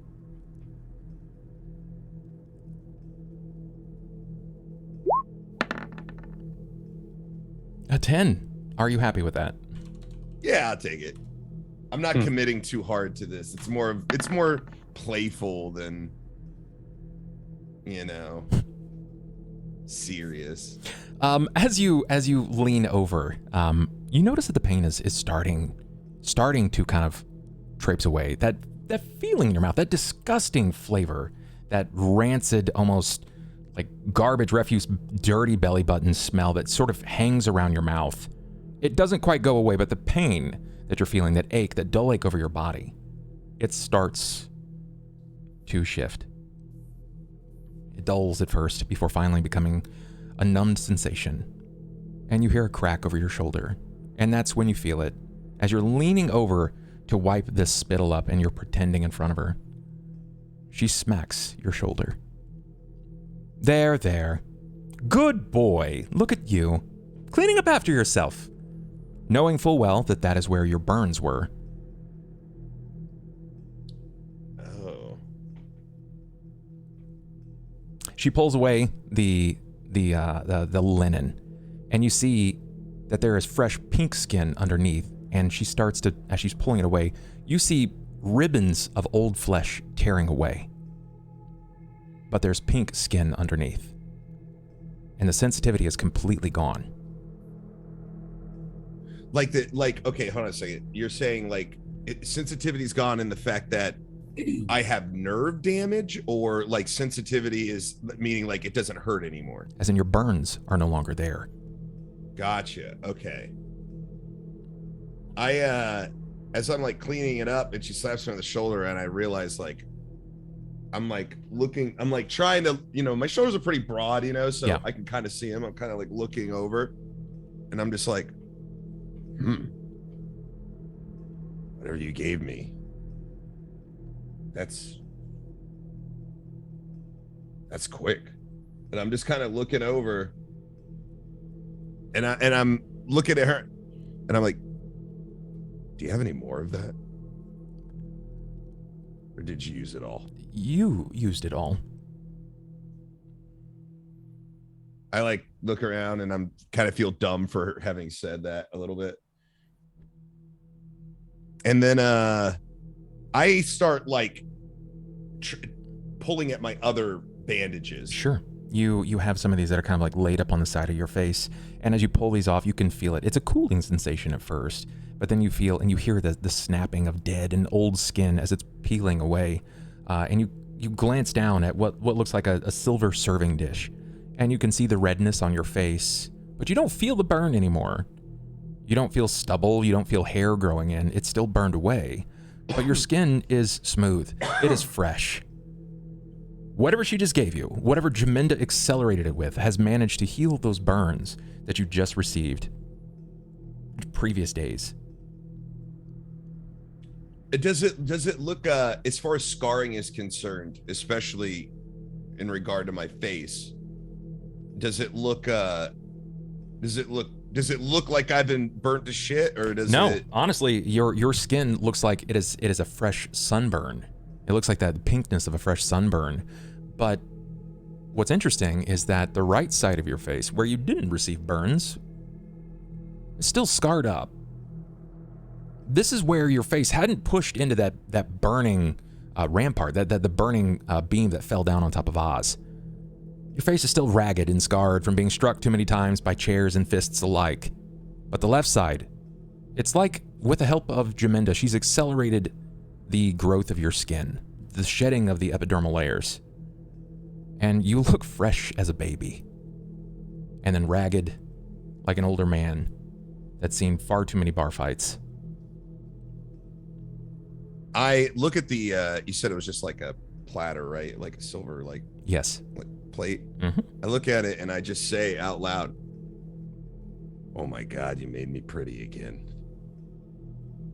And I'm like looking at it, like touching the skin. Now, was this this was the same side that I had sort of burnt previously? Before. Yes, correct. Like, okay, now it's your dominant side. When you kind of move your body, it's your dominant side. Right. So that whole side has burn damage and stuff. Am I to assume that like the rest of my scarring on that side has been like smoothed out, or is it just where the burns were previous? Like it's where your most recent. It's where your most recent burns were. Well, if I'd have known it was going to turn out like this, I'd have torched the whole side of me. Her laughter immediately stops. You have a death wish. And you're criminally stupid. How you're still alive is befuddling. I give her a smile. Well, because of sweet people like you. That's how I stay alive. And you hear it. With you pouring it on thick, as you have been this entire time, you finally hear that break. It's the click, the suck of the teeth of... Stop. I move a little bit closer, and I kind of really stare at her, and I say, "But I'm so pretty now. Here, I'll turn this way. I'll just look at you from this side." And I like turn to like the fresh side, and I just kind of I profile myself that way. I'm just kind of teasing her. She's reticent at first, but she inevitably cracks a smile, and she looks down. She's like, "Stop." And she collects her things. She moves beside you, and she starts collecting all the mess. And Jaminda says, time and a place. Oh, you want some too? And I turn and I give her my good side, and I like smile at her. You look like a toddler. I'm pretty again. Debatable. Fair. Not my cup of tea, but, well, to each their own. How do I feel, like, physically? Like, I know I'm not in any pain anymore, but am I still, like, sore? Do I feel, like, ready? Do I feel, like, good? You have to remember, you didn't necessarily want to drink that potion because it was disgusting, but there was just something about it. You feel this, like, you feel the energy, right? It's when you have the coffee and you can feel it kicking in, or you have that energy drink and it starts to kick in, you feel youthful again. You don't feel the pressure and the tenseness of the taut skin. You don't feel the heat from it. I mean, there is some still, but you think that's just because the new skin is sort of adapting. Now, you don't feel like you're going to run a marathon, but it does feel good to not ache for it. I don't know, the first time in almost 2 weeks since you've been here. It's been one hurdle after another, between poisons and something piercing you and getting stabbed and punching through a dead guy that had already died.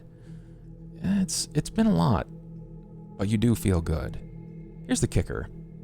Much like how Oz had that itch to drum up some magical things, you kind of wonder, would another one of those fix the rest of you? Yeah, that's what I was asking, if there was anything left. Hell, you can break back into the church, see if they have anything else that they've been maybe hiding away. Sounds good. It didn't taste that terrible. You'd be willing to do it again, especially if it made you look this way. If it's going to turn back the hands of time, might be worth checking out. You remember the compulsion that you had. You added it to your character sheet. You were stumbling through a potion addiction. Do you remember that? Yes. Okay. Yeah. That's what I was kind of asking, if there was any more of that. Hey, does it happen to be... Okay. Temerity. Camera's briefly going to turn before we go back to the house. Temerity, you're outside. Mm-hmm. This tree that managed to manifest from your bag. You've managed to collect 2, maybe 3 peaches from this, and you can hear the footfall of people moving closer. You recognize the clang and bang of Eli, but Torvin seems to be leading them. He's moving with some haste. How would you say, Torvin, that you and Eli look right now, if you had to describe yourselves? Are you a little shook? Moving with intent. Moving with intent. Concerned. Okay. Concerned intent.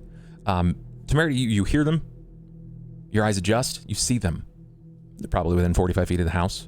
They don't immediately see you, but they're moving in the direction of the home. Do you say anything to them? Do you flag them down? I'm gonna pick 2 more peaches. Got it. And wait for them to approach, and just put Kendra and Rye's peaches in my bag, and just kind of wait for them to get close. Sure.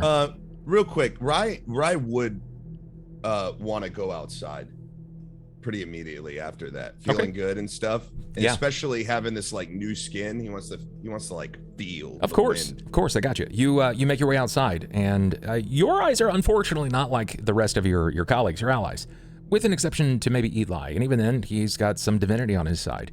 Your eyes do not adapt very well, so you hear Eli before you see him. The 2 of you. Oh, is it dark out right now? Yes, the 2 of you. You see Rye emerge from the home. He was just laid in the study, laid up, injured, and now he's outside. Would we say that Rye is probably like, is he kind of like stretching out his legs? Is he kind of jumping a little bit? Yeah, Rye's thinking about going for a walk or a run or something right now. Like he's lacing up. He's taking the new skin out for a test drive. He's got some fresh New Balance, and he's got to give these puppies a whirl. The guy. It's not scarred enough. Looks like they got you what you needed. Yeah, they're not too shabby in the healing department. I kind of like show off, What do you think, Eli? Am I pretty again? He's missing a lot of hair from this side, even most of his eyebrow and some of the hair from the top of his head. But his skin, though very pink, it is very fresh. It is without scarring. Even the bag that hangs under the other eye from being struck too many times, even parts of the nose where you can see that he's taken damage, seems to have healed quite a bit. You look like a baby. Nice, freshly born pink baby arse. Yeah, it's kind of cool. I can go one way and I'm, tough and strong, and I turn this way and it's like all the scars. Yeah, And like a this fucked way up and- coin. Rye actually laughs at that. Yeah, Temerity. sorry, Torvin has to laugh at that You too. you That's overhear fair. that as well. As you approach the house, you realize it's like a fucked up coin. Maybe we can flip me if we ever get down to it. I'll Which turn. side's heads and which is tails? I guess. I mean, I'll have overheard enough of this for context. Yes or no? Yeah, of course. Okay. I mean, it's clear which side is heads. Torvin The shakes old his one, head. right? Because the other one's Yes. like a baby arse. That's so that's right. the tails. You got it. So, as an aside, the sheriff's dead. Again? And Torvin walks inside. What a way to bring it up. Yeah, he levitated off of the ground, dripping blood from his hand from an open wound while talking to himself. So I think we got some problems. I'm okay. Well, So Rye, I I'm have a gonna job go for lay you. back down. when he says that, He's like, I'm just gonna "Oh, hand- damn it. I should have just stayed in bed. I'm gonna hand Eli the peach, like peach. Like, This might come in handy. Tuck it into my bag. Of course, he looks at immediate food and says, "Yes, I can use this as a tool later." Grappy will enjoy it. That's have right. a job. Grappy. Have a Eat. job for you, Get Rye. strong. Oh yeah, what's that? Torvin and I did a little scouting, and I need you to come help me take care of some pests. Oh yeah. Rye's eyebrow goes up at this. Oh my His one eyebrow. Oh. I heard the bastard scratching inside the wall of the tower. It sounded like a big mother rat. Rats. Look, Step I've on. got coin. You gonna pay me to kill rats? I can got a kill them. I quest just for need you you to to watch kill my 10 back. It's rats. right outside of Harrowstone. Give me I a sense. think maybe if give me a I sense motive. This is like the Elo. origin in EverQuest. Yeah. You go to a prison and you kill rats. Yeah, it's true. I wonder if these rats kick. He can say no. Of course, but- of course. Oh, I'm no, not gonna more try to do it by intrigued. myself. Like, I'm really confused as to. I'm getting a sense motive. Yeah. Well, I mean, wow. you got a lot of lucky rolls if you'd like to give it a shot. I'm just gonna be in ultimate confusion right now as to why I'm like looking at him and I'm really confused. You Like, think it's a trap? Your sense of the Yeah, priorities yeah, are being like- a little twisted right now. Harrowstone is chock full of ghosts of murder, and he's like, "Let's get these fucking rats." Giving you the crazy eyes. I'm just gonna say, kind of jokingly, but maybe like half jokingly, like, you trying to single me out and get me alone, you know? No. There's So- fucking rats that need killing. So why don't you use that pretty They're hammer? And filthy, murderous creatures, and I will not stand by when I have found a potential nest that needs cleansing. I'm like, Rye's like looking around. It's like, does Torag hate rats? Are you a rat? He's not partial paladin? to rats, from my understanding. He prefers badgers, and bats are basically flying rats, so we have an aversion to those as well. Badgers will fuck you up before a rat does. Badgers are clever and strong. They're nasty little fuckers, what they are. Don't speak But- ill of They the don't give noble a badger. fuck. Love this whole conversation. They're clever heard- creatures. They are, but they don't give a shit. They do. They are fearless. He's talking with such sincerity and even ferocity. Like he is. This is from I'm his not fucking soul. around. No, not even a little bit. Yeah, Rye still thinks you're fucking around. He rolled a 1 on your sense motive, so he doesn't know what is going on right now. He's just kind of, he's in a very playful Look, mood. I'm not going to ask any of the other ones to help me, and I'm not going to do it by myself. And I know Torvin's going. I mean, he's not going to go for it. I'll follow you and kill some rats, I guess. I give Temerity a weird look, like, what's this fucking psycho on about, man? It won't take but a moment. Yeah, I know. I'll hand Ryan the other peach. I take a bite. What does it taste like? In my hand, or That's are you potential? Like a horse. Yeah, That's what I'm going to use for bait. he's hungry. He just had healing. Come on. I just need to know. Pony play. Oh my god. No one tell Eli that the soup that I made the other night was made from rats. I make no promises in that regard. I grab the peach out of your hand and I take a bite I don't just bite it out of your hand. I wish we had some rotten ones. They would probably be better bait, but these peaches are too fresh and magical. Are there any fallen peaches around the peach tree? Yeah, of course.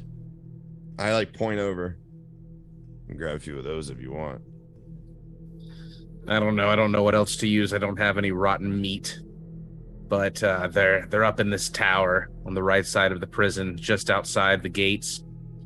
Torvin climbed up in a tower, and he said he heard them and said something about bones and gnaw marks. And, I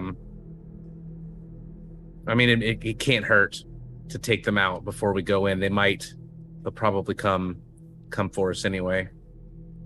And at this point, Rye's like, "Oh, he's really talking about killing rats. This isn't like innuendo. 100% This isn't certain. like, yeah." And you're running to really kill rats. Well, It's a very large rodent. It needs to be dealt with. It's not like your normal rat size. I don't think they exist. I assure you. It. Well, 1 second then. I'm going to go inside and I'm just going to kind of yell for Kendra. She kind of peers around the corner, like cleaning off her hands. Anything for rats? Rats? Did you get rats around here? No. I'm gonna think we haven't seen rats in a long time. That's kind of weird to Rye. Like, it seems like this is the kind of place they'd be all over the place. Have I seen any other wildlife here, by the way, in the last couple of weeks? That's the thing. No. That was one of the things that we noticed when we first came to the place. We were told that people's pets were missing too. Pets disappearing. There were a lot of rats in Harrowstone fleeing from the ghosts that I was trying to swipe at as they were running by on the floor as the ghost was coming out of the ground. Listen, I'll follow you over there. I mean, I'm happy to be out. I feel great. I'll kill a few rats, but we're not going to go inside, are we? I'm trying to avoid going inside. I think if we get some peaches and other things, we might be able to lure them out, make a little bit of noise. They're curious little bastards. There's only one sure way to get rats. If you're not going to wait for them, you got to smoke them out. See, what you do is you take a little cage, set it up on a trap like an entry or exit, start a fire, smoke them out, run into the trap, slide piece of metal or wood right on the other side of the gate.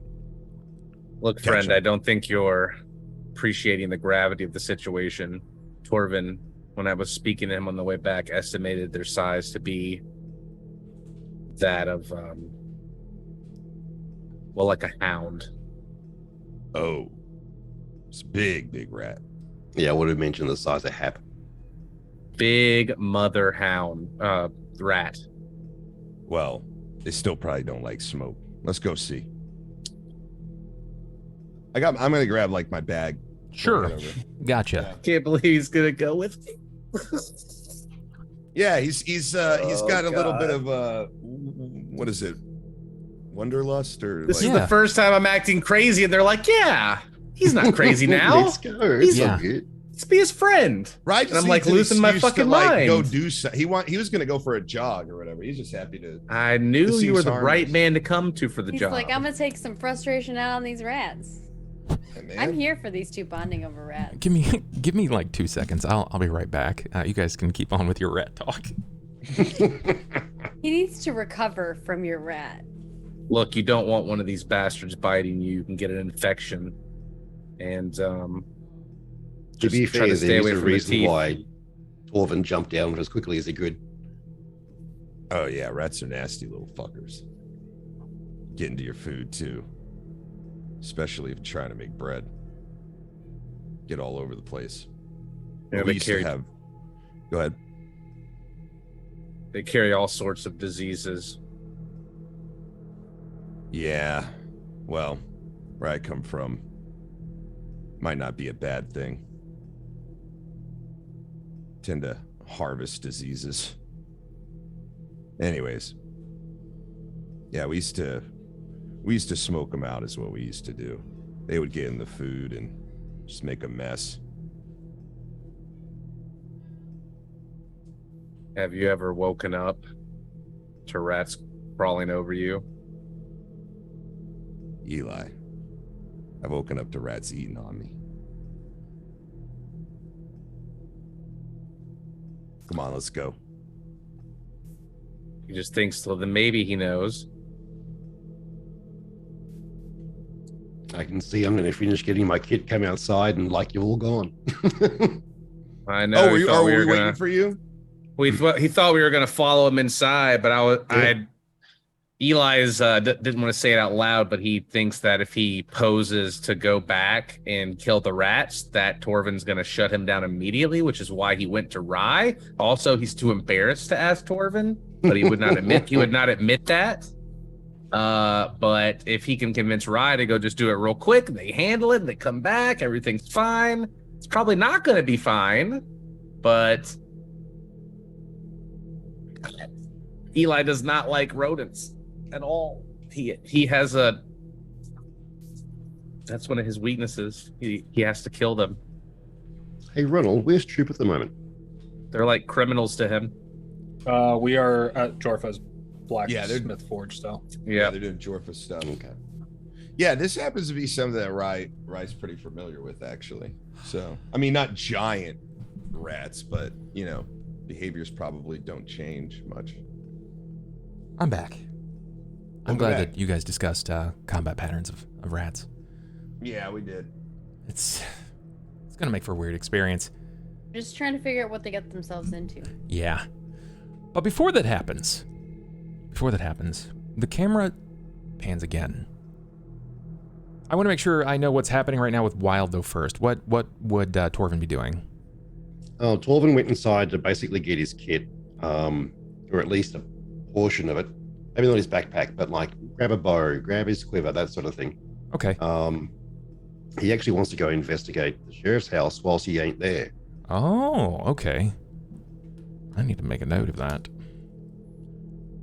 So the idea was to get, enough kit and then come outside and speak to these folks about going over there. Probably just they're wandered off finding rats. Yeah. You probably would have came out to discover that they were initiating the leave.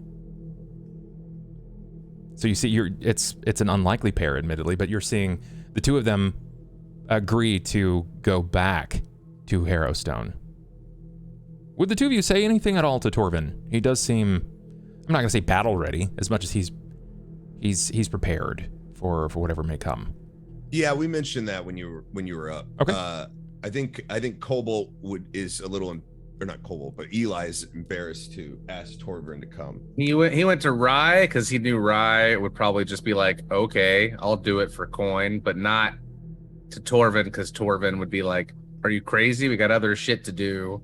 And he's also a little embarrassed. He kind of knows he's crazy, so he wouldn't like admit out loud that he's embarrassed because he like he knows it's unusual, but he doesn't admit it, and his actions are like, no, this is what we have to do.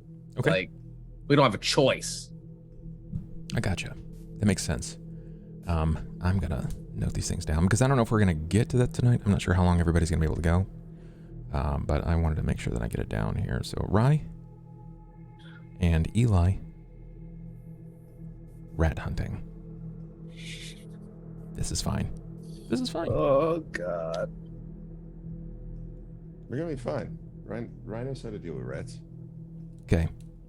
Yeah, grapple him, right? Punch the shit out of him. Hey, man. Thank you, mister. Like this. Yeah, just pretty watch much. for the mouth. Just watch for the mouth. I Yeah. got it by the head. Hey, man, Now I here, can stomp, hit it. too. All right, Maggie, Ronald. The camera flips to the two of you. What we just saw in your field of vision was not the pleasant, welcoming arms of Jorfa. She was very standoffish at first. Wasn't entirely dismay. Before something was mentioned, something was brought to the surface. That shook her, enough so that she reacted with hostility, swinging out her forge hammer, striking Pevrin in the chest, driving him back. What damage-wise did you see? Did you take much? 11 points. 11 points. That is a stifling amount. I'd be like dead. Or pretty damn close to it. Yeah, that's not a small amount. Okay, so wow. What did she say? Do you remember what she said? The last thing that she said to you was? I don't. Stay away from me. She did. She did. She reacted specifically to your name. Stop. She stands there. She's not in a battle stance as much as she's aiming this forge hammer at you. She's kind of peering down her own wrist. She's made the demand. Pecker's freaking out, and Oz is like also freaking out equally and being like, wait, he didn't do anything to you.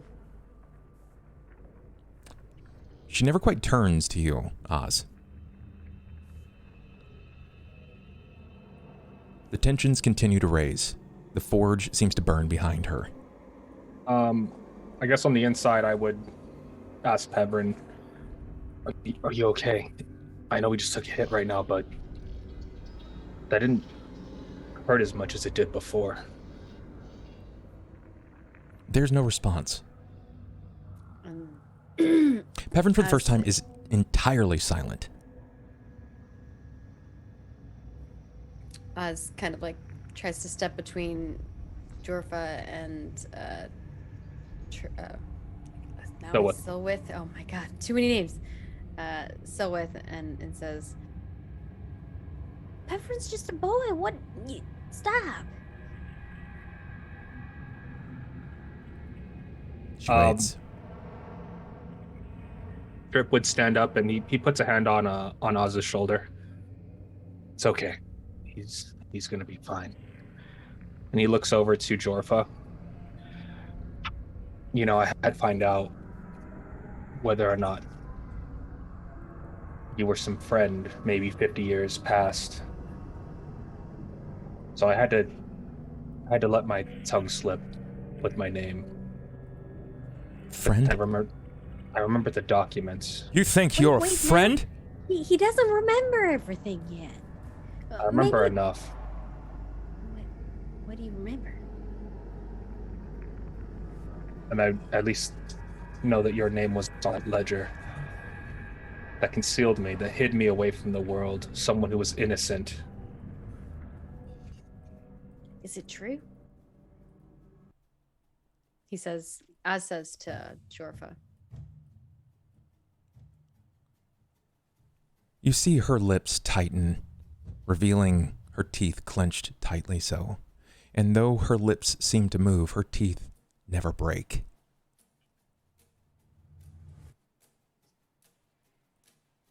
What do you think you did? Well, it's what he didn't do. It's what his father did. That's why he was put there. It's all a misunderstanding. Why don't you ask him what he came into the prison with in his personal belongings? Well, what did you come to the prison with? Sounds doesn't know. Do I do a wisdom roll for that to remember? Yeah. If I had. Let's see, slime. How's that? There we go. That's a flat 10. Sure, I'll use another one. Reroll. There we go. It's 15. good. The DC was 14 to make a recollection. Now that you have your name, you remember being transported from your home, being stuffed in the back of a wagon, never seeing traditional court, never seeing judge, zero jury, nothing. You never got to say goodbye to anyone. You were simply carted off. You remember stopping guards coming to the back and pulling you out of the hold. There were 3 other prisoners there, on their way specifically. At least 3 that you recall. Maybe there were 4, could have been 5. What you remember is that they were not nice guys. The feeling that you got from them, the read that you got off of them, was that at the slightest flinch, you might be their next target. When those guards pulled you out of the back of that wagon, their threats come back to you all too fresh. One leans in, putting his hand around your throat. Don't you say a fucking word. Nothing from you. Maybe you'll walk away from this. Not as black and blue as we can make it. You put your hands up instinctively. Just close your eyes.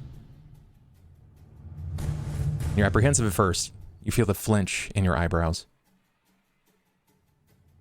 You hear the slipping of the leather across the scabbard of a small sword at his side. I said close your eyes. And you do, hands still up. You feel the pat down on either side of your body, before inevitably, something weighty sits in your pocket. Now don't touch it. Or the first you lose his fingers, before you lose your life. And you take his word as law, climbing back into the wagon with these 4 or 5 or 6 men. And you dare not look. You arrive at the gates of Harrowstone, where they call out your name. Everyone has a first and last name, but they keep referring to you as Tripp, and you don't respond at first, but inevitably they push you on and you realize that you're the Tripp they keep talking about. And when they search you, they strip you down to nothingness. You're bare as the day that you were born. And in that pocket, they remove a silver flask. You recognize the guard right then. A black dwarf. A woman. She asks, "What's this?" You don't say anything. You don't know. You don't know what it is. It's the first you've seen it. You glance around and you can see the 2 guards, and they're watching you. Their hands at their belt side. One nods to you. You don't say anything. She opens it up, and she smells it, and her eyes go wide. It's the Idider. The guards were smuggling it in on your person. The look that she has on her face was like she'd seen a ghost, or in this case, she witnessed an attempt on her life. She was the only dwarven guard in the entire prison. And at that time, there were no other dwarven prisoners. She knew exactly what this was for. And it dawns on you.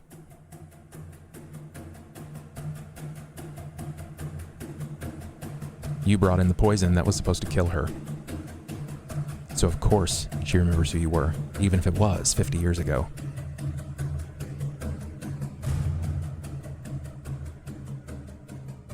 Go on then.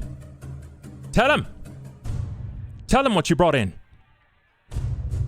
It echoes back to the present. You're feet away from Hammer. The feel a slight dull ache in the chest. Oz standing betwixt you two. What did you have on you? Remember the flask that Eli and Rye were messing around with? Oh, the one I drank? That I had her? Well, He why kinda would looks you at be her. carrying that on you? It was planted on me. I think they were smuggling it in. Oh, well, that makes sense. See, it's all a misunderstanding. See, my friend here, he was. It doesn't make sense as to why that I would have it though. What do you mean? Unless someone was either targeting her specifically or...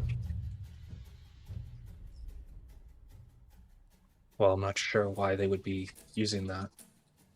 We've seen what it did to Torvin. You think I was trying to kill you that day? I don't know your intentions, but I know what was put in front of me. And I know what it could have done, as I'd seen Iditer kill many of my kind in the past. Do you think that I should lie down, welcome you with open arms? Hell, no one said you gotta do that. This is your place. We will gladly leave. We were just admiring your work. At this hour. No one's awake at this hour to admire work. Well, this town is, you know, some people are night owls. It's a shithole. This whole town is a shithole. Well, I didn't want to say that, but kind of right. No, But it it's doesn't excuse the name on the ledger. She pauses for a moment, like she doesn't know what you're talking about. She was one of the names of the people that knew I was here. That kept me hidden. What ledger? Well, we found a ledger in the prison.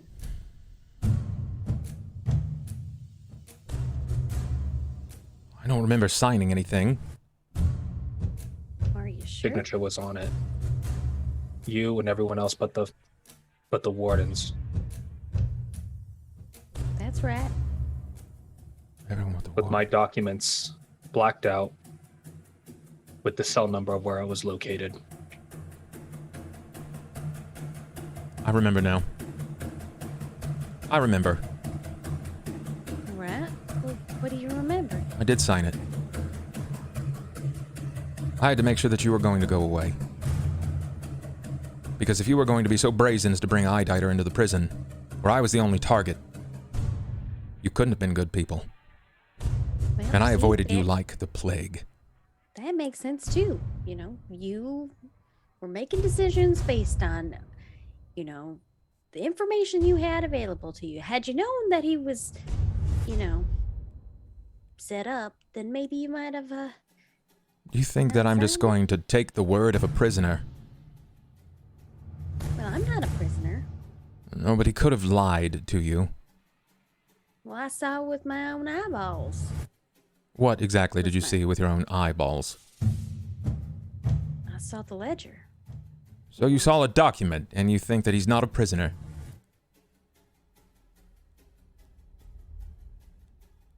Well, I don't doubt that he was a prisoner. That we know for certain.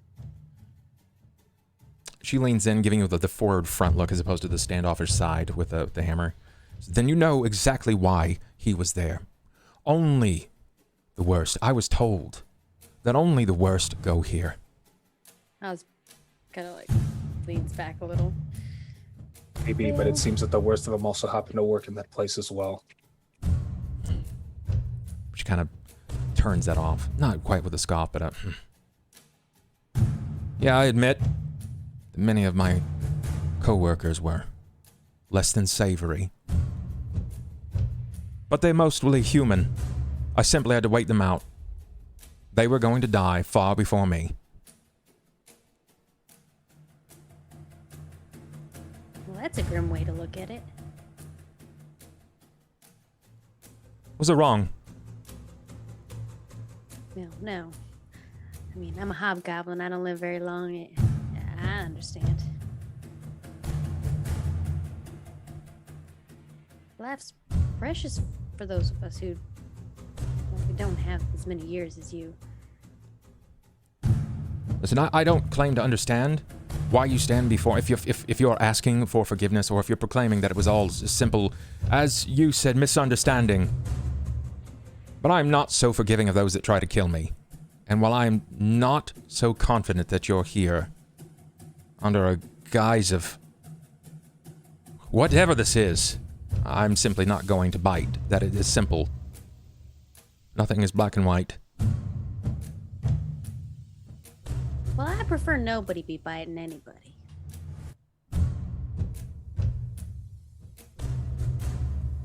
Seems that we're not going to come to some understanding, or that you refuse to see any real truth. Do you have any truth for me to believe? If you are whom you say you are, and that was all set up, what proof do you have? 50 years ago, you came into a prison with something that was so terrifying. A fluid that was designed to kill my people. Mere touch. It could spin us down to nothing. But anyone else can drink it. It's just what? A lager. A disgusting one at that. And if that was the case, you didn't think that it would be possible for me to drink some and spit it at you. It was really my design to go after you like that. I could have done that easily. And you might have lost your head then. I had every opportunity at that point to do that. Why would I choose not to if I was supposed to be your assassin, your undoer? Why would I miss the opportunity to imbibe what would be a lager to most people and end you within seconds? You said it yourself, and I've seen it, what it did to my friend. A gentle stream of it could have torn through you. Would you like to use a skill to assist your conversation here? Is there anything you want to use? Diplomacy. Diplomacy? I mean, I'm not trying to initiative. Sure.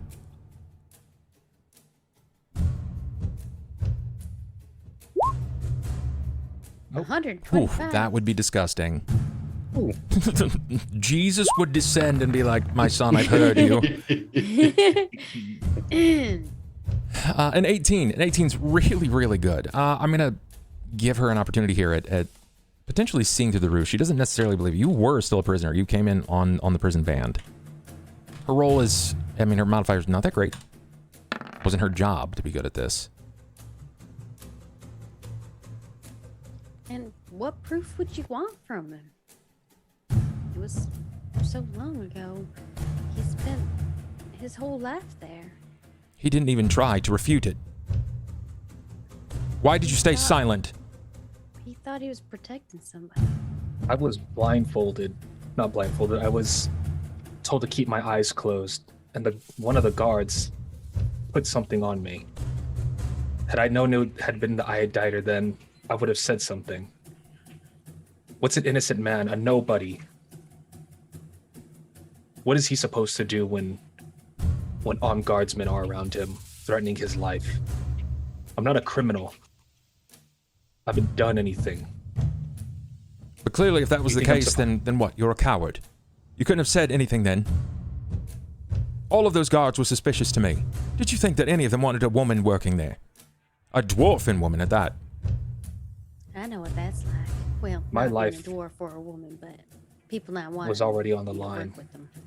And how did you think that I felt when I opened that flask and saw what was inside? Your life was on the line. How was I supposed to know? And so was mine. If you're as innocent as you proclaim to be, then you have my utmost apologies. But I can't see through that. So then tell me this. Why did I pass up the opportunity a second time? I could have easily had snuck up to you and did it again.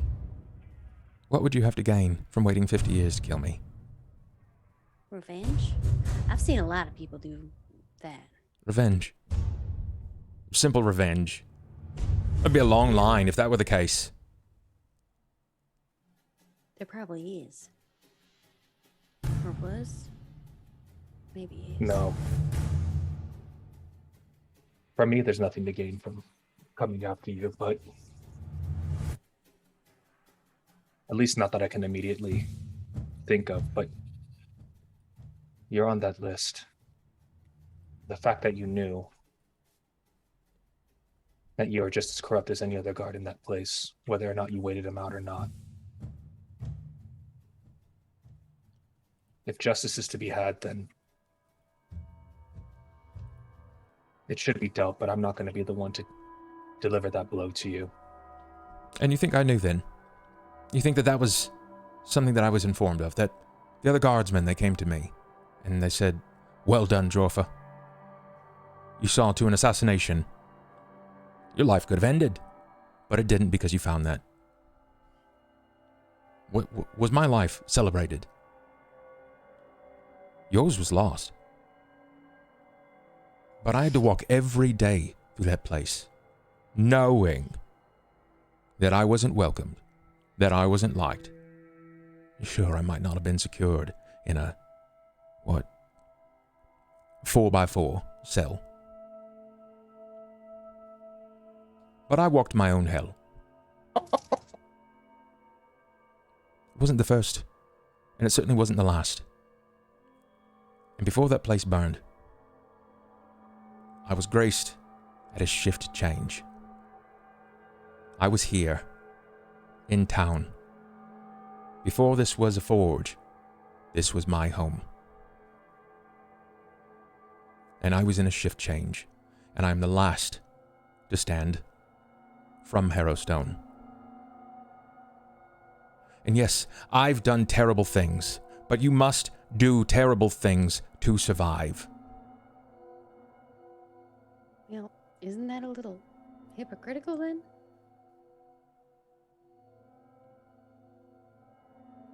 You know that I never killed anybody who didn't quite deserve it. Who didn't try on my life first. But that's your word against their death. Whose? What if they were innocent? Mine. You almost killed my friend here and he's innocent. And yet he still stands. If my intention was to kill, he would have lost his head. Well, The first was a cursory warning. And if you remain as such, as innocent as you so believe, then she drops the hammer into the into the forge bucket, the water. You hear the plunk. Then I will take it as even. well, maybe you can help us. If this was your home before, well, as you said, your words, not mine. It's gone to shit. Maybe you'll help us. We could make it better.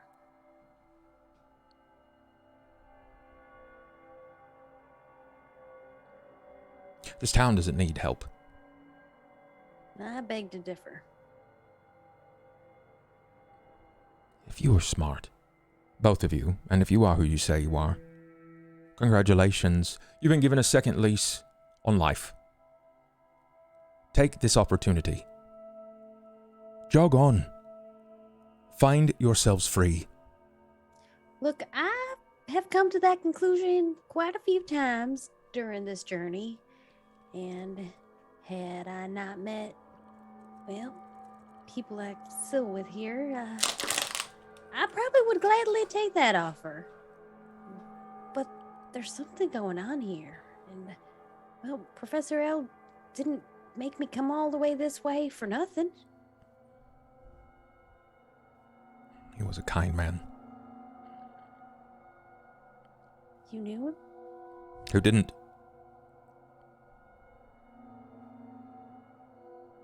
Do you think that... Well...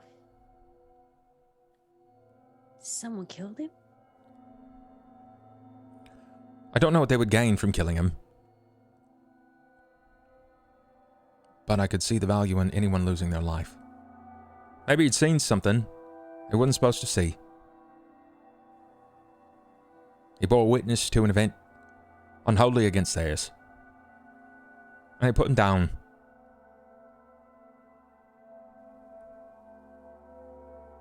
You say that like maybe you've seen something.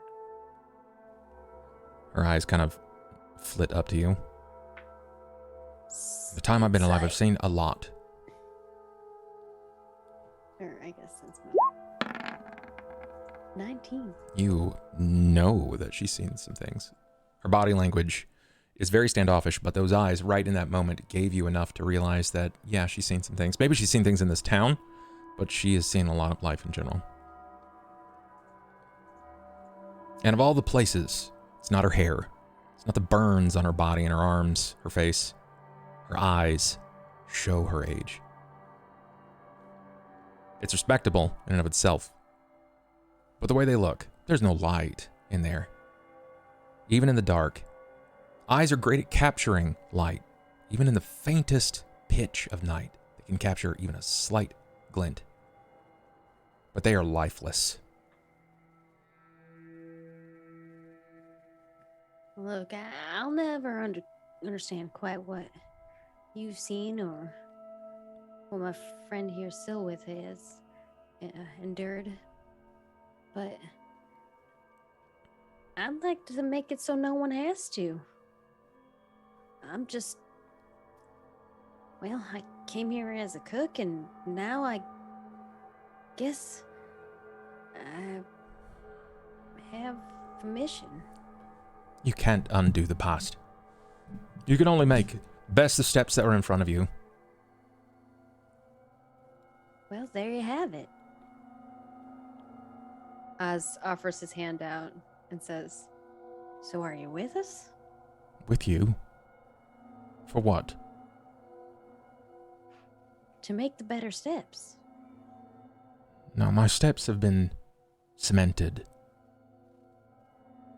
That's a choice you make. Again, can't undo the past. Well, it's not about the past, like you just said. It's about the future. It's about the steps we take forward. And I don't have a lot longer in my future. Why's that? Well, you've heard food spoil. Yeah. We feed it to the pigs sometimes. They'll eat anything. I feel my spoiling time is coming. Why's that? I've been around, I've been alive a long time.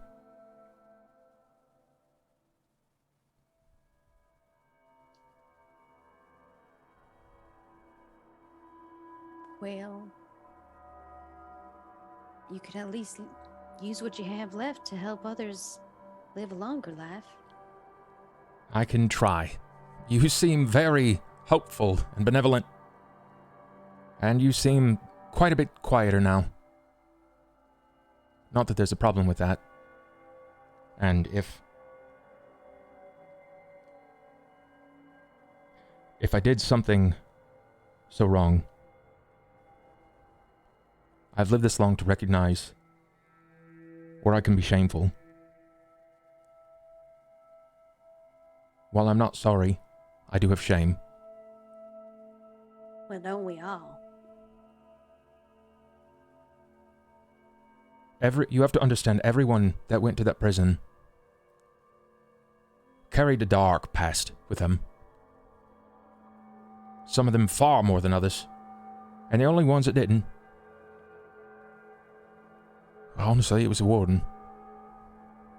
He was the only one that, he was like a guiding light. He really was a nice man. You can see Silwith like clenching his fist the moment she keeps mentioning that like no one else was innocent. Like it's visibly making him mad. I remember my first week there. They didn't know that I was a woman until I went into the change. And I remove my daily garb. And they saw my breast. And they thought that they could do something. That they would have their way. I beat them to a fucking pulp. And everyone, they wanted to burn me. Throw me out. Except the warden. Him and his wife. They kept me on. And those men, they didn't stop. They just played differently. You could see I could fight them. I fought many worse things. I was there before they were born. And I was here long after. Hell, I fought giants at the crown. I fought for our land. Just to watch the earth swallow it. And spew forth a vomit of lava. Taking most of my people. By yourself? We'd have armies fighting giants. We didn't have armies anymore. When the earth opened and swallowed my people, there was only... I don't know, there was probably only dozens of us. And it's like the giants knew. Because they moved in droves. They moved like a winter storm. Strong and fast. And I don't know why, and I've never found out why. And again, I carry with me shame, because I abandoned my home. I should have stayed, but I didn't want to die. I left the crown, and I wept for the 5 kings, and the giants took it. And in the 90, the 30 by 3 came, and I knew that I was to be judged. When they found me. And now I know that there's one in town. And he's You're talking about Torvin. Yes. He just kind of points to the face. Well, You see the markings? It's just like his. I appreciate you sharing this story. That can't have been easy. But I assure you, you should talk to Torvin. I think he might not follow his destiny quite the way that you're thinking. I think y'all have a lot more in common than you might.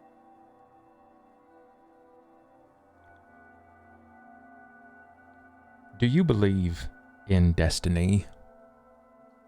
Well, not really. I think we all just make the choices we want because we want to do the things we want to do, or we don't want to do the things, or we're scared of doing things, or we like doing those things. And there's repercussions for doing those things. Do you believe in Whichever the gods? decision we make. I've heard people talk about gods, and I haven't seen any. A lot of I've ghosts, seen though. some weird things, but if there really was a god, do you think this all would be happening? Of course. We're playthings to them. And Well, you then don't why have would you to. want to worship somebody who wants to do this to you? Exactly my point. Exactly. But I know they're real. I know they're real. And you don't have to believe in them because they believe in you in not the way. It's not like a proud mother. It's not like a proud father. Some are disciples, some are chosen. And they give 2 shits less whether or not you believe in them. If you hear the call, then you know what that's about. And you can speak to that obnoxious one, clad in the armor with the hammer. What's his name? I couldn't remember. He took the sword. What's his name? His name is Eli. He's a dick. Yeah, he thinks I eat babies, but it's okay. He's got a heart. Somewhere in there. And he follows Torag. Doesn't know that Torag doesn't even like humans. Yeah, I think he feels like he's like a dwarf in a body of a not dwarf. It's a weird vibe I got from him. Torvin and him get along, though. Or at least it seems like it. Well, then I may not like Torvin either. If he likes that one, then Torvin might be a dick as well. Oh, gaggle of pricks, the lot of you. Well, that's not very nice. Is it advertised on the sign? Come to Jorfa's, the nicest blacksmith in a shithole. Well, maybe you should put it up there on the sign. Maybe you get more people coming over. I'm not going to put that on the sign. It's a shithole. Oz, Well, that's think not we're not good really advertisement. I don't think we're going to get anywhere with this, but there is one more thing I wanted to ask before we depart for the evening. Oh, If you knew anything about Warden Kaler, which is now the sheriff.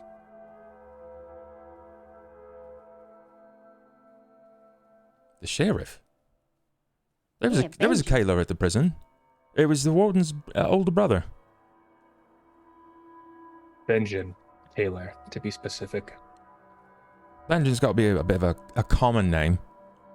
I mean, humans they're not great at picking. Benjamin Kaler. Yeah, I understand, but they also take surnames after the things that they do. I don't know what a Kaler is.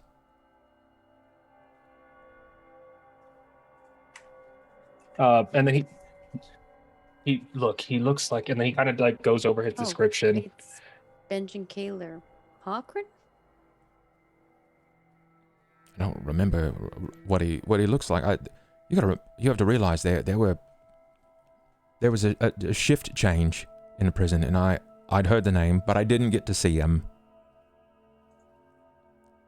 But when I met another Benjamin Kaler, sheriff of the town, I didn't think that would have been him. I just thought Benjamin was a common name, and The same person. that wouldn't be because he was human. He was a warden's brother. He was human. He would have died. And if he was alive, he'd be like 90. Yes, Was the that other? is correct. Benjamin Kaler that you knew. Who was the other? Yeah, you said you'd known someone else. I knew the name of the other, the guard, but I never seen him. What ties does he have to me then? Why would he remember me? I mean, if he did he work in? Where worked did he in work? The second level of the prison, where I was kept. So I was mostly brought in requisitions. I was just supposed to sign over everyone, take their information, take their belongings, pour them away, but I needed to hide that I died her. I stuffed it in a book. Inside the safe, the dwarven safe, inside the office. No, I put it in a book. Cut out the pages myself. And we It was in found the it other room. inside. Was it in the other room? Mm-hmm. Oh, that's right. It was in the. And then we drank it. Yeah. All I know is it's been there the whole time. We found it recently. Good. That's great news. We've removed it. It's not a threat to you anymore. We got rid of it. Our dwarf friend, I think, dumped it Well, out. After we realized Torvin was vulnerable to it, we ended up getting rid of it.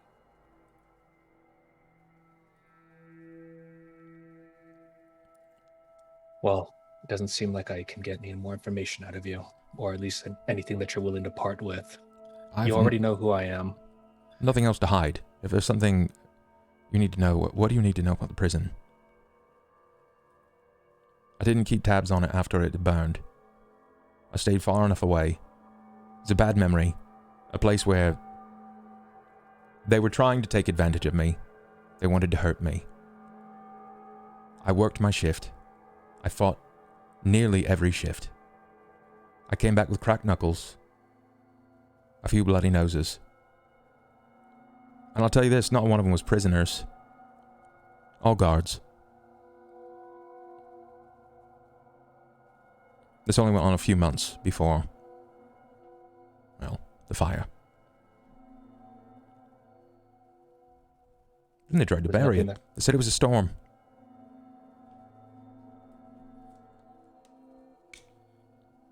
Nothing else I can think of right now.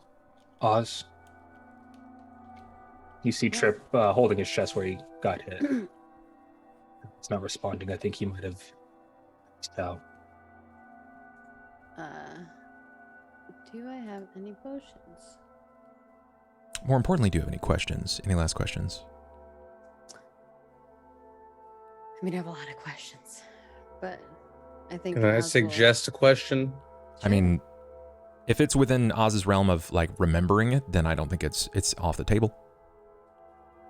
Like, are there the layout of what's down below, or what we can expect there? If there are any like secret entrances or other noteworthy areas that might have clues, or a map of the prison. Anything useful? I think that makes sense. Well, if you wouldn't mind being a guide, I think we might be going back in. We could use some assistance knowing what we're getting ourselves into. Lay of the Lions? But I think I need to help my friend here. If you got anything that can mend him, that would be useful too. Written notes, blueprints. She pauses for a moment. I don't have anything for mending. You use the same thing that I'll use. Time. You're still standing, the boy didn't die. But if you come inside, I'll give you a crude layout. I'll write down what they were, and you'll be on. I'm not going back in there. I've nothing to gain from going there. It's bad memories. But I still stand by what I said. You should sleep the rest of the night, grab your friends, and jog on. Leave the shithole to be what it is. A shithole. Well, maybe after they get a look-see at this layout, maybe that's the decision that they'll make. But they're pretty headstrong. She takes you inside. She lights a sconce.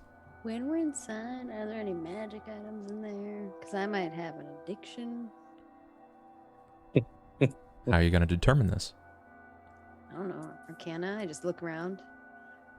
Is there anything I can drink? That's really hard. Anything shiny. I mean, yeah, it's a smithy, so there's lots of fucking shiny, lots. Okay. But the only way for you to know if there's something magical is by turning on your special vision. Okay. I think I have to because I'm addicted. You already know that I'm going to ask you to roll a D1000. Oh, mother trucker. I do my detect magic, but if that doesn't happen, what'd you guys do to me? Hey, at least I got 5 rerolls. We have 30 rerolls. Did it roll? Oh, 32 out of 1,000. Low. That's so low. That's amazing. Maybe like 5 seconds will be here. Sure, Shadowkin. It's always the ones who say they didn't do anything. Yeah, especially when no one notices it. I hope you don't get a floating nipple. Fucking reroll. Reroll so hard. No. Reroll off the planet. I don't care. The curiosity. I'll tell you, but you got to stick with it. Oh. You just told us to re-roll it. That's the thing. You're either going to re-roll and trust me, or you're going to keep it, and there's no going You're not back. going to tell us if we Maybe it's a re-roll double it? Let's bluff. negotiate. How about you tell us what it is, and then we don't keep it? Yeah, see, that's not going to happen. How about we don't keep it? Is there a middle Whenever we ground keep there? something, though, you tell us what it was later. Maggie, make a decision. Chad wants me to keep it. They're fucking insane, okay? All of them. Please. Roll a dice, Maggie. Listen, Roll a when dice. when the DM just it does not hesitate and goes reroll. All right. Can you roll a detect motive on Bub? Something tells me that like 256. will you tell us what it was now? Yeah. Yeah, you know, actually, let me discover what is going to happen first. I'll note this down so that there's no way I'm going to lose it. I just I have an addiction. I'm walking into a place with a bunch of shinies. I'm not a dumb hobgoblin, but I'm a hobgoblin. I don't know. You're I a feel smart hobgoblin, which is like a dumb human. Yeah. I'm like, ooh, shinies. Why would you touch them? I mean, you can be smart and still have issues with impulse control. Yeah, that's true. It's almost more of a willpower issue, probably, than anything. He's making a face. Okay. Do I grow another donger? Oh no. I like how Maybe. that's your concern. Out of everything that it could be, you're like, Look, somebody else has got a floating nipple. We've got to find these Yeah, things that's out. what I'm I mean, saying. Like, I have a she got a floating penis. nipple. Like, I'm just getting All right, excited. I'm- Like, I'm I'm just being gonna stuck tell you in my head now. crazy. it's not as bad, but it could potentially cost you your life. what? Yeah. Welcome to Wyld. You got more rerolls. Look, I'm supposed to have a creature friend, you know. I mean, in the future, yeah, you've got to survive that long though. What? So, you got the rerolls. You wanna stick with it? Oh my gosh. Why are you making that face? Because I don't know if this is gonna kill you. All right. Would it be good for the story for it to happen? The first one would be better for the story for it to happen. The second one might kill her So character. I should have stuck with the first one. will you allow her to right. retake the first All one? right. Shadow wants me to use the reroll. I'll use the reroll. Okay. Here's my third reroll. 201. You know you're rolling really low. Man. Is this Welcome a to list my that kind of thing? works from like bottom to top, like depending, or is it just kind of all over the place? It's all over the place. Some of these rolls don't even they don't even like function in this whatsoever. Oh. Okay. Look, I'm gonna be real. You are the queen of rolling really terrible tonight, in regards to this.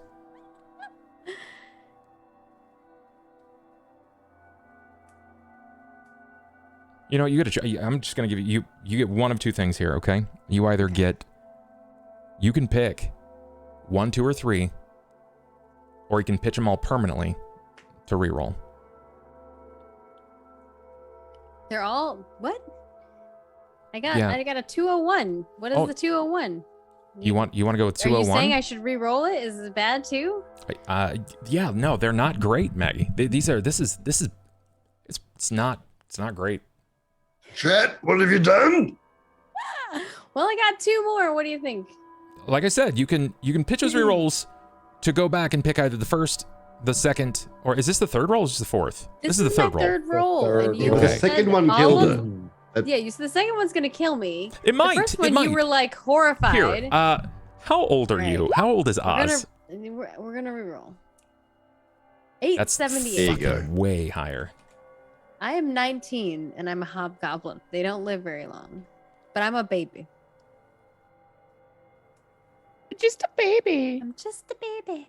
Well, technically, I think 19 for a hobgoblin is not that young. Just a right? very old baby. Yeah, I'm an old baby. I have one more reroll left. You may The need fourth it. one is somehow the worst of all of them.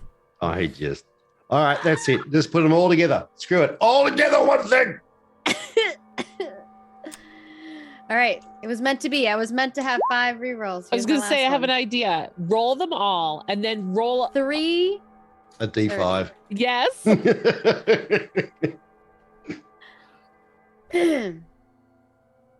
Ain't no rerolls on that. No rerolls. That's it. All right. The 330 is what we're on with. Take your pick here, Maggie. 1, 2, 3, 4, 5. 330. D5. We're going with it. You're going? You're gonna go with this. Yeah, that's what I rolled. I decided to reroll. We're gonna go with it. Yeah, I know. He wants to blow my rerolls because he doesn't want me to use them on other things. Cobalt's having a situation over there. You okay? I'm so sorry. I'm so scared for you. I don't care. Look. Yeah, you will. Yeah, you will. Ronald, run. Run. You're gonna die from being near me. I do hate not knowing. Oh no. I mean, I'll still be alive. Everyone will die. Don't KS me, Bubs. Don't KS. What? The betrayal. Maggie. No, we're besties. Maggie, I need you to roll 12d10. Oh, You're dead. You're all dead. Hey, he didn't say it was damage. It might be time. Looks like damage It to might me. be radius. 67. Yeah. Oh, do I kill Jorfa and Pevrin? You might have just lose so if that card the happens. entire place. All that.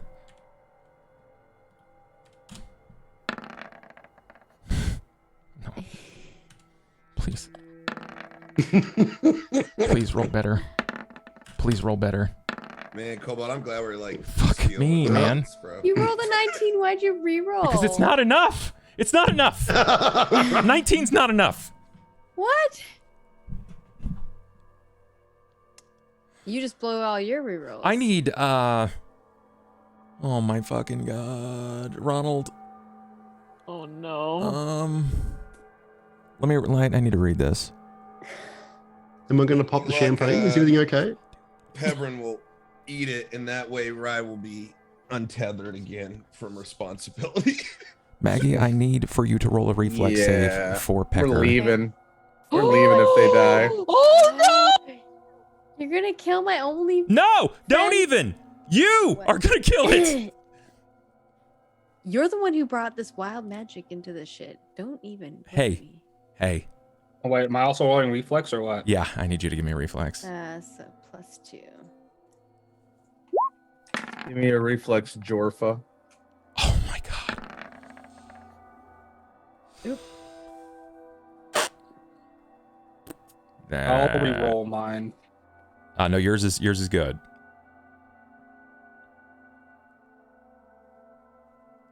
Fee, here's the problem.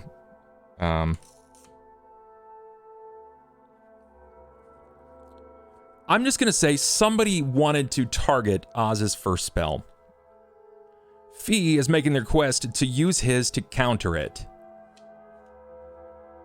But the last person came through and said that the first spell cast needs to have this. So even if we go down that route, it's still happening.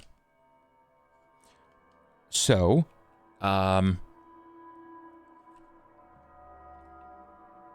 what is Silwith's hit points? 20. So even if I take half damage, I'm gonna die.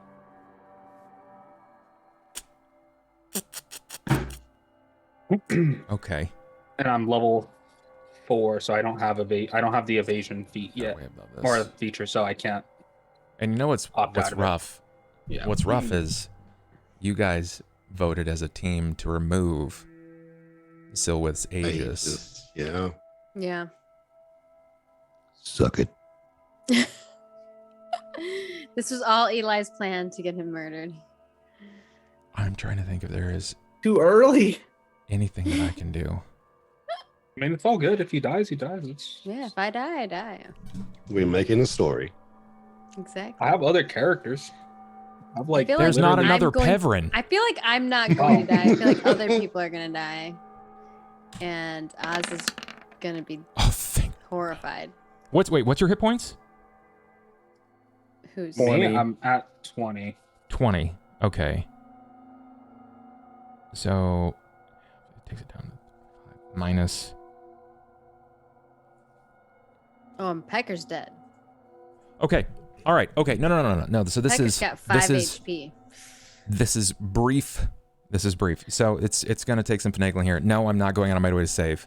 This is specifically because of the situation that Pevrin is in. So you guys are just going to have to believe me here. Okay. You're going to have to believe me. I believe. I'm a believer. Your reactionary time is impressive. It's almost supernatural the way that you responded to this. Jorfa had just rounded the counter, and as she was beginning to start writing down and drawing a pseudo blueprint of the prison, your curiosity got the best of you. And you started doing that spell, just like the somatic component as your hand, to just flip it on so you could turn and look. The problem is, wild magic is just that. It's wild. And instead of casting Detect Magic, chain lightning erupts from your hands.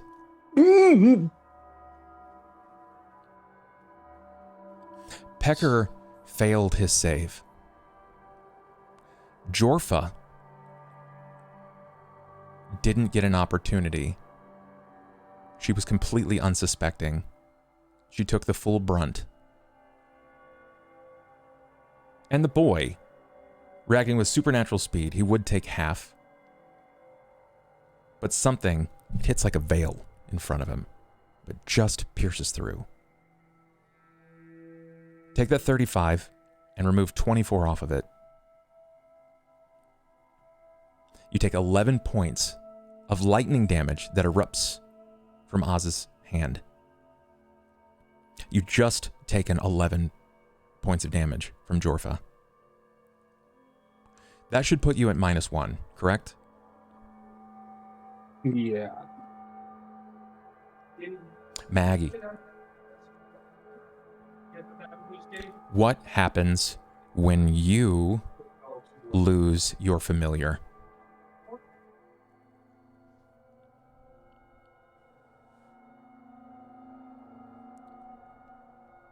It's from my background. Oh, that's from your background. It's from Inspired by Greatness. Corresponding, he was delighted.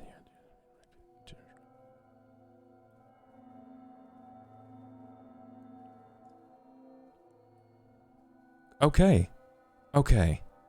That's terrible, but it's also not as bad as that could have been. All right, my friend. Jorfa immediately, her body shifts up in this tenseness, and she shakes briefly for a moment. Before you hear this wicked popping, her jaw tenses up and you hear the crushing of molars in her mouth because it's going so tight. You see a spat of fluid from the eyes. The lips burst. The fire seems to lick off of the walls. Jorfa dies. Pecker has basically, it's just feathers in flame. The shop is in a state of ruin, and the boy lie nearest you, unconscious. The front of his armor rippled up and split from the electricity. He lie motionless. And this is where we end tonight's session. Oh my god. What was the first roll? The first roll? I'll read it word for word. Now we don't get the map? A river of lava stretches out from your feet in the direction that you are looking. 30 feet. That would have been way better. Are you kidding me? If Jorfa was alive and you destroyed the only thing she had left, she would have fucking murdered both of you.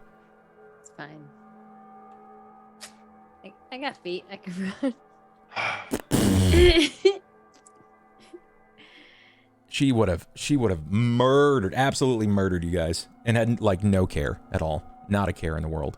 But that is where we end tonight's session. It's kind of sucks that we lost Ello. I hope he still has his headphones on. I know they can be wireless at times, but I'm gonna go ahead and give my players an opportunity here at shouting themselves out, and we are gonna fried chicken after all. Yeah, look at that, Cobalt, sir. How are you? What are you doing? And where can we find you when you're not hunting rats? I'm on my channel, CobaltStreak, playing Binding of Isaac, roguelike games. I think I'm checking out Core Keeper right now as well a little bit. Just finished Elden Ring. That's fun. And normally I play D&D on Thursdays as well, but not this week. So I don't know what we're doing, but we'll figure it out. Thanks for having me. Had fun. Yeah, it's good to be back. It's good to have everybody back. Mm-hmm. We got Ms. Misty. Tell us about you. What are you doing? Where can we find you? You can find me at twitch.tv/Imperial, which has all of my other links on it. I got a lot to sew. I'm prepping for Denver Fan Expo, so I am embroidering my little tail off and sewing and playing some things in between. So that's about it.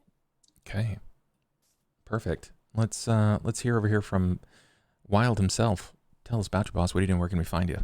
Hey. I'm Wyld on Twitch, Twitter, places, Instagram. I don't know. At the moment, I haven't been streaming a lot because of mental health stuff, but we're actually getting better, and we're probably going to be doing some more soon. And at the moment, whilst I've been offline, I've been learning Blender and breaking my brain. But there's some amazing things. And I am 80% finished in a new mod pack for the latest version of Minecraft, which looks to be a lot of hard fun. Yeah, a bit more difficult. Be good. Perfect. Ms. Maggie, what are you doing? Where can we find you these days? Sad, deflated.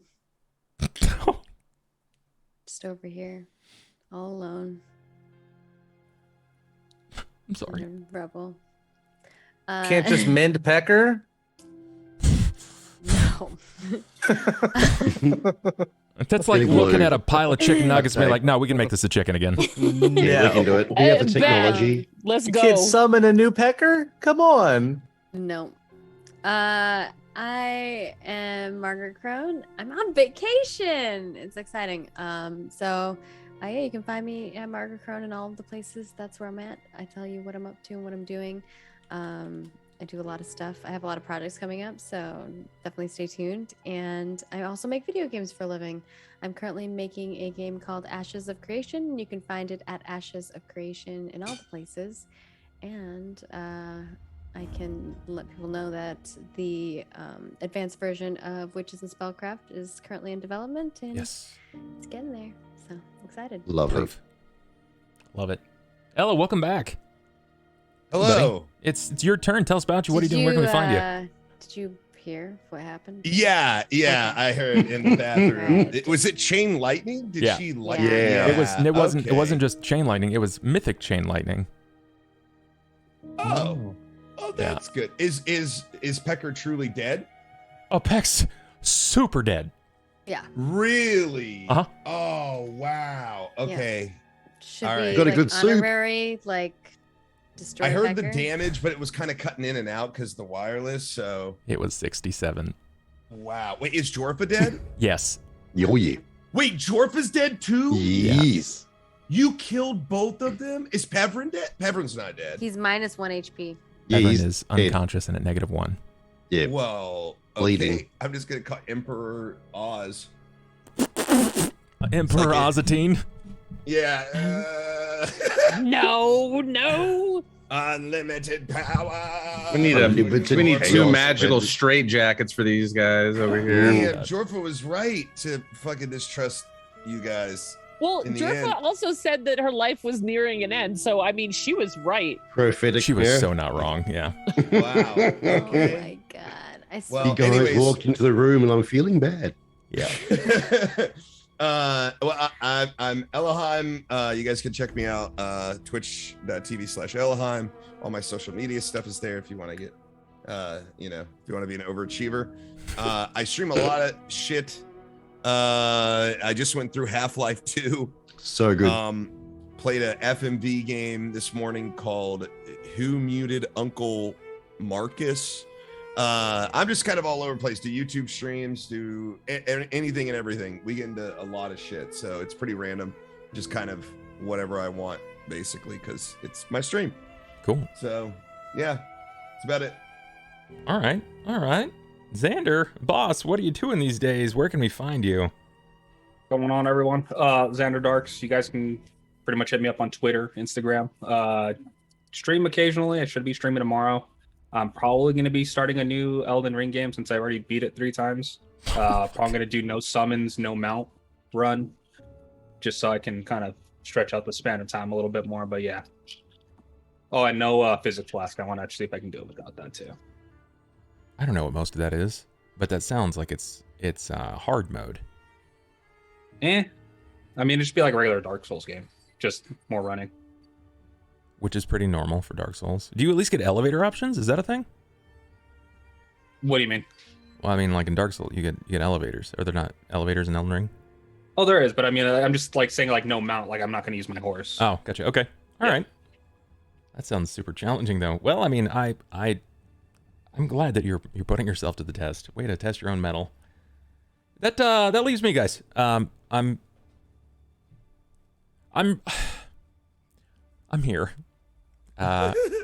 And damn, that is 2 characters now that I honestly enjoyed playing that I will not get to play again.